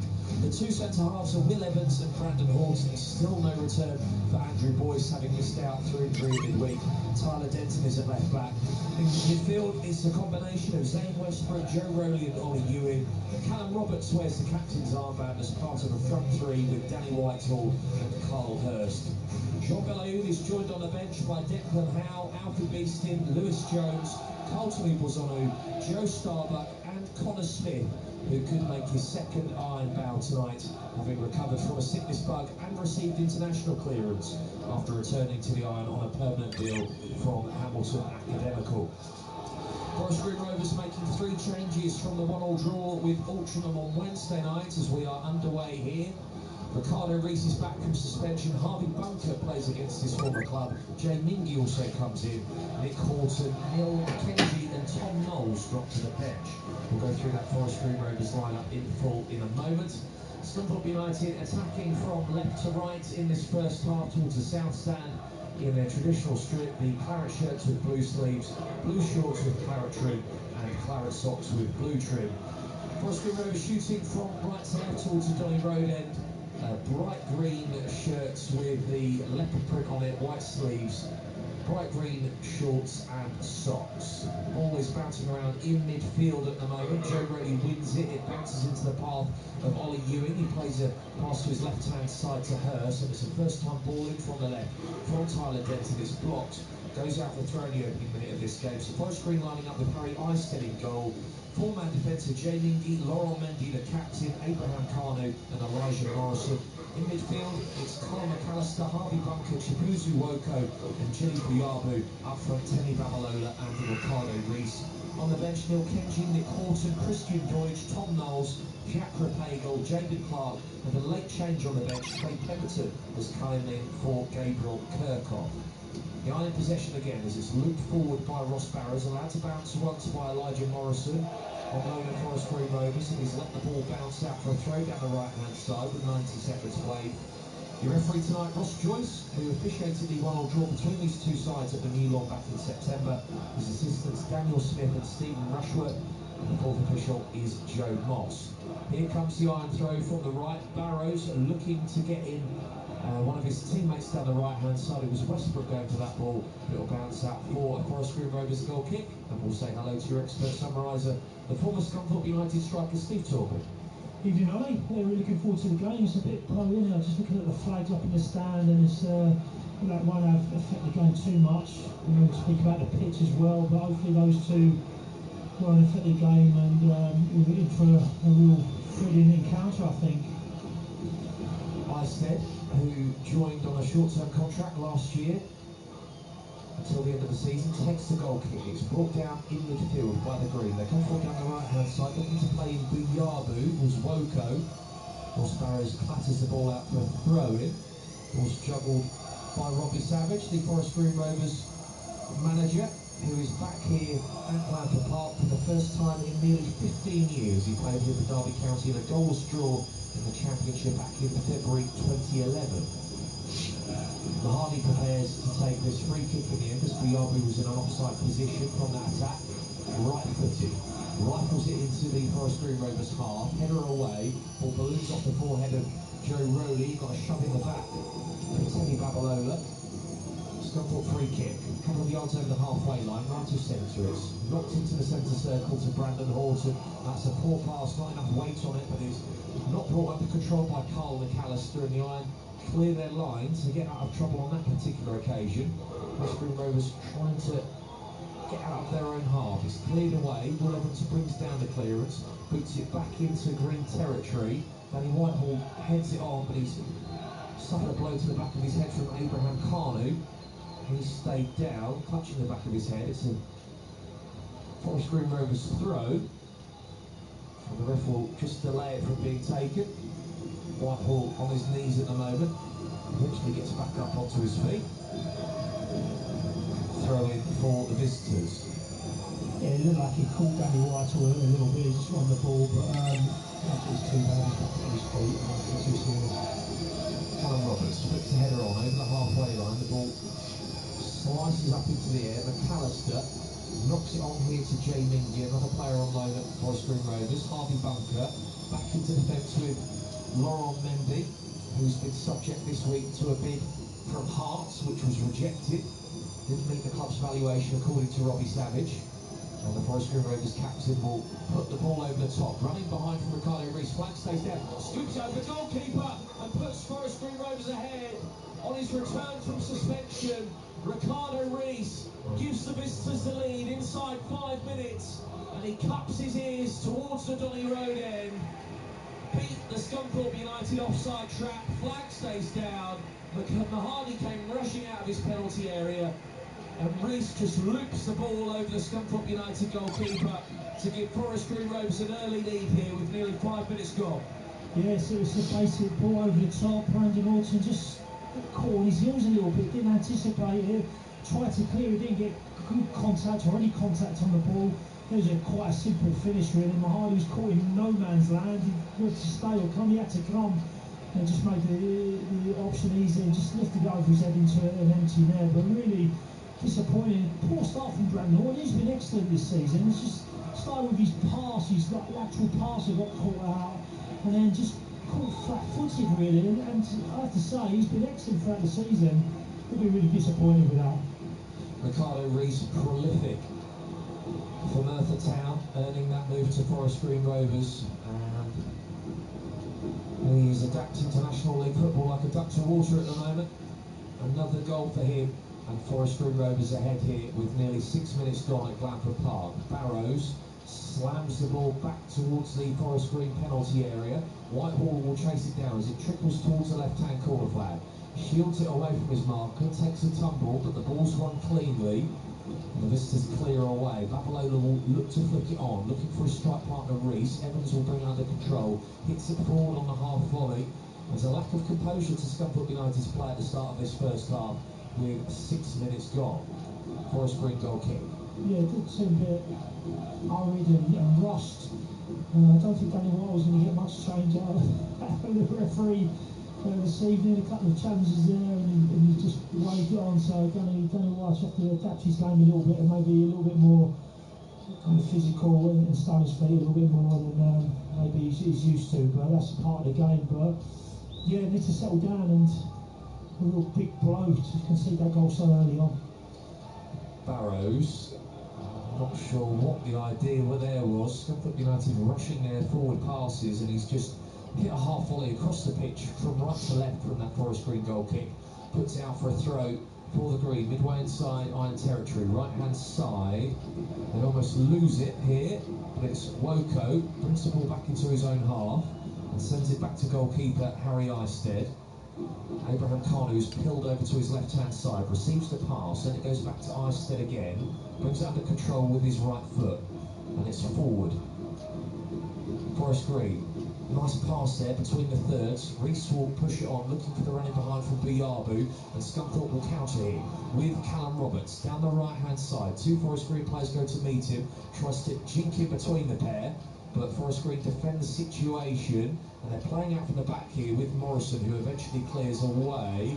There's a tangle off the ball between Babalola and Evans, and the free kick goes against the Scunthorpe United defender, and then Babalola's pushing Evans on the floor. Referee Ross Joyce will call him over for the reaction, and will beckon Will Evans over as well. Yeah, they were quite silly. They just looked like they grabbed each other and they cut the rolls on the floor, and the referee, good vision if he did see Will Evans commit that initial foul. It just seemed a little bit anxious at Scunthorpe at the moment, trying to get the ball out to Roberts, and Forest Green obviously done their work and Wilson at their place and doubled up on them straight away. You can see their intent. So Forest Green pretty safe, they're going better than Scunthorpe at the moment. Carney fires it forward from that free kick. Evans with the stooping header away. It's put under control in midfield by Harvey Bunker. That's played down the right-hand side to Jay Mindy. Gets the throw off of Tyler Denton. And it comes back to Laurent Mendy, one of several players who followed Robbie Savage from Macclesfield in the summer, twisting and turning right and left as he drifts inside. That's played into Bunker. 7 appearances on loan here at Scunthorpe United back in 2023. Biyabu into Bunker again. Whitehall cuts off his options, so it goes back to Abraham Kanu from Sierra Leone, who's quickly closed down by a combination of Ollie Ewing and Danny Whitehall, and Callum Roberts as well in there, but they don't manage to get the throw, do the hosts. Forest Green Rovers throw, a few yards over the halfway line down the left. Morrison goes short to Harvey Bunker, tries to play it back into defence, but is robbed by Danny Whitehall. Here's Ollie Ewing scampering forward, was pulled by his left shoulder by Elijah Morrison, and that's a Scunthorpe United free kick. Yeah, but he just didn't do enough to get a yellow card for that, but just, it's pretty good defending and good play in terms of Forest Green's perspective. Just pulled on his shoulder, just stopped his momentum and then the speed of Ollie Ewing getting away from the midfield player. But yeah, I think any more of those and then that will be in the book. You're listening to BBC Radio Humberside Sport. 10 minutes played at Glanford Park in this battle between two promotion hopefuls. It's Forest Green Rovers who lead at Scunthorpe United, if you're just joining us, by 1-0. Ricardo Reese in the 5th minute. Ross Joyce just wanting a word with the standing skipper for the Iron Tonight, Callum Roberts, before he takes his free kick from the right. And the captain's armband in place of Andrew Boyce, still out with a tight glute as it's floated towards the green penalty area. Header away, it drops for Zane Westbrook. Now Kyle Hurst, forced out wide, has to retreat back behind the halfway line to Tyler Denton. Here's Barrows, shovels it over to that left-hand side again as it's Hurst, bursting forward from deep inside the Forest Green Rovers half, looks to switch play, but it's cut out by Elijah Morrison. Foot race between Ross Barrows and Buyabu. Barrows gets there first, gives it to Mahadi to clear away. Whitehall wins the header, knocks it down into the ground for Roberts to pick up. Into Rowley, inside the centre circle. Room to run into here. Nice pull, threaded in behind to Tyler Denton. Crosses in from the left, it's stood up towards the back post. Whitehall's gone down. Waved back up onto his feet by the referee. Scunthorpe attack still alive here. Westbrook flicks it back to Barrows. Now it's recycled into the centre circle to Evans, and they manoeuvre possession from right to left. Horton fires it towards the Forest Green box from deep. It's collected by Ollie Ewing. Now it's Westbrook, 35 yards from goal. Into Barrows, looks up, tries to dink a ball into the Forest Green penalty area. It's controlled by Morrison, concedes the throw-in.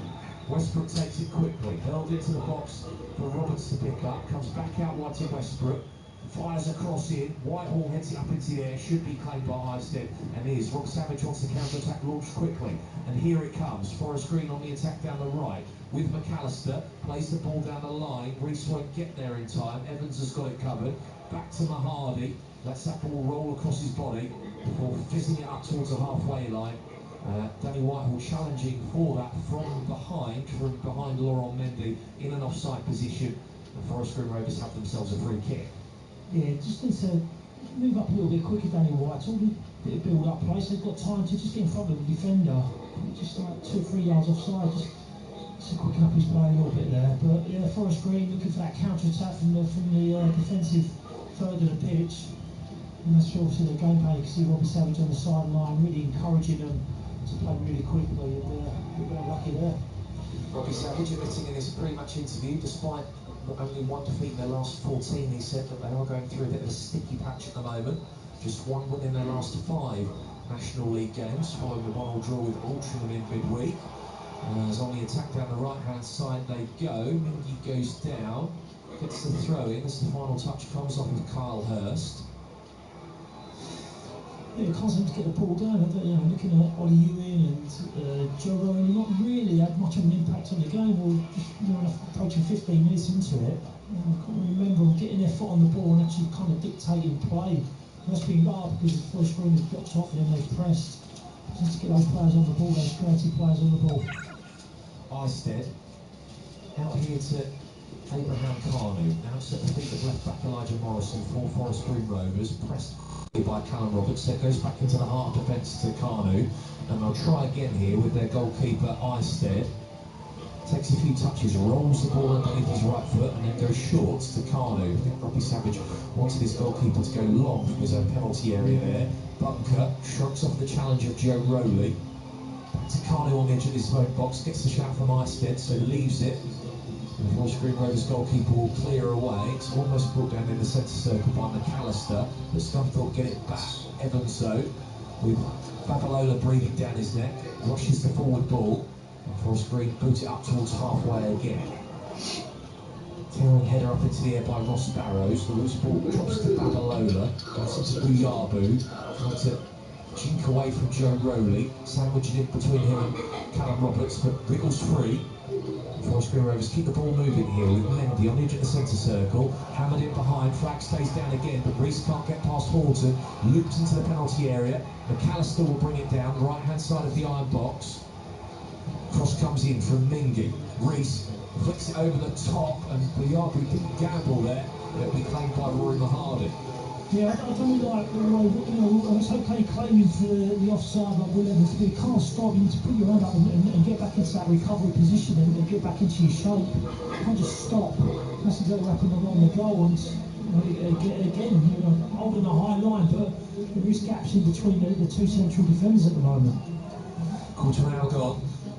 Live on BBC Radio Humberside Sport, you've heard that big match commentary of the day. Oh, that's a crunching but fair challenge from Ross Barrows, but the ball's put in behind by Forest Green Rovers. McAllister in down the left, pulls it back for Reese, off the post. Almost 2-0 to the visitors, and Ricardo Reese cannot believe he's not found the bottom corner, and the scoreline remains 1-0 to the visitors live on BBC Radio Humberside Sport. Yeah, great play down his left-hand side. It's a great ball in, just waiting for him to get that contact, stretching slightly, and as that empty stretch, just lost a little bit of control, just come off the kind of middle of the post and out to safety. Yeah, really off for Scunthorpe. Now it's the Irons' turn to attack here with Carl Hurst, edge of the penalty area, cuts it across the box. It's launched, Abraham Carlu launching himself at that. Scunthorpe United corner. Callum Roberts has stayed down following an earlier challenge during that frantic passage of play. It was right in front of Andy Butler. He wasn't happy with it. And the Scunthorpe United vice-captain receiving treatment at the moment. Yeah, it was just standing on the touchline. I think it was a foul. It looked like a fair challenge to me from 25-30 yards away. It just looked like he opened his kind of knee as he's tackled by Callum Roberts. I don't know if it's a knee injury or a shin injury, somewhere around that left leg. Hopefully it's not too bad. Sometimes it does go down a little bit, Roberts. And most of the time he does recover and he's back on his feet, hopefully. Well, he gets a yellow card, I presume for something he said with regards to the foul on him in the first place, which led to him needing treatment. That's the first yellow card of the night in this game. Going from Roberts' way.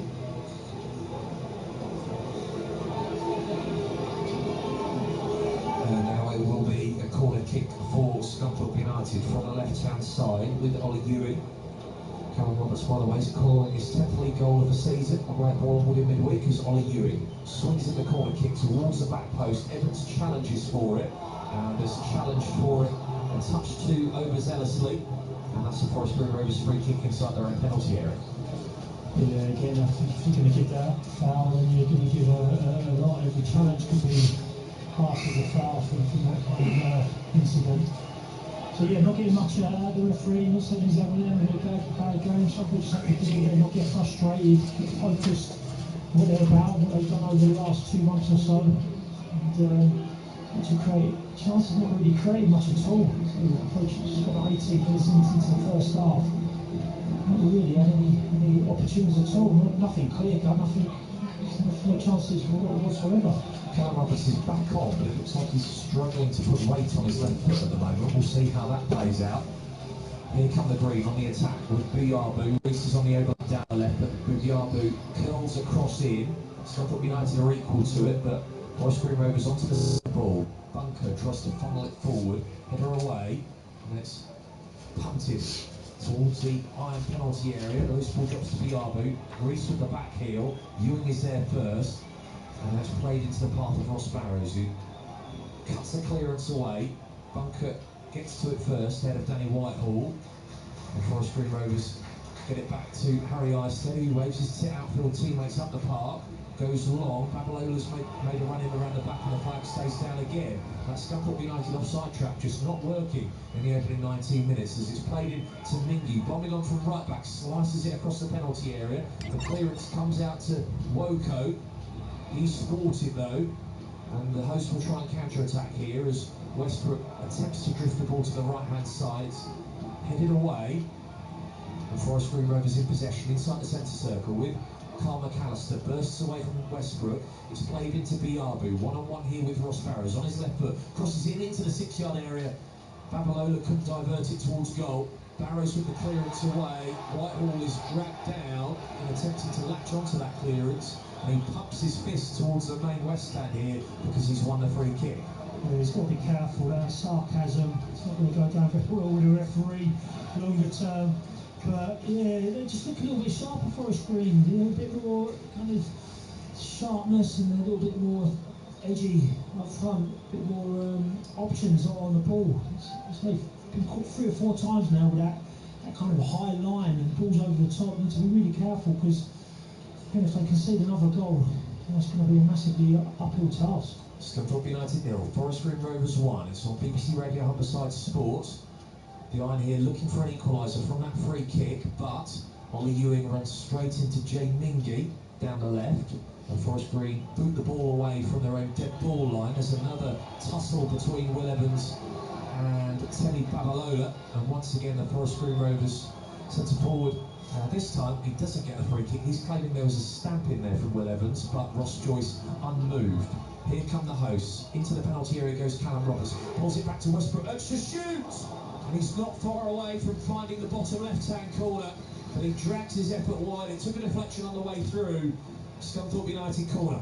Yeah, he was unlucky. Westbrook on his left foot looked like he was shaping it to go far post.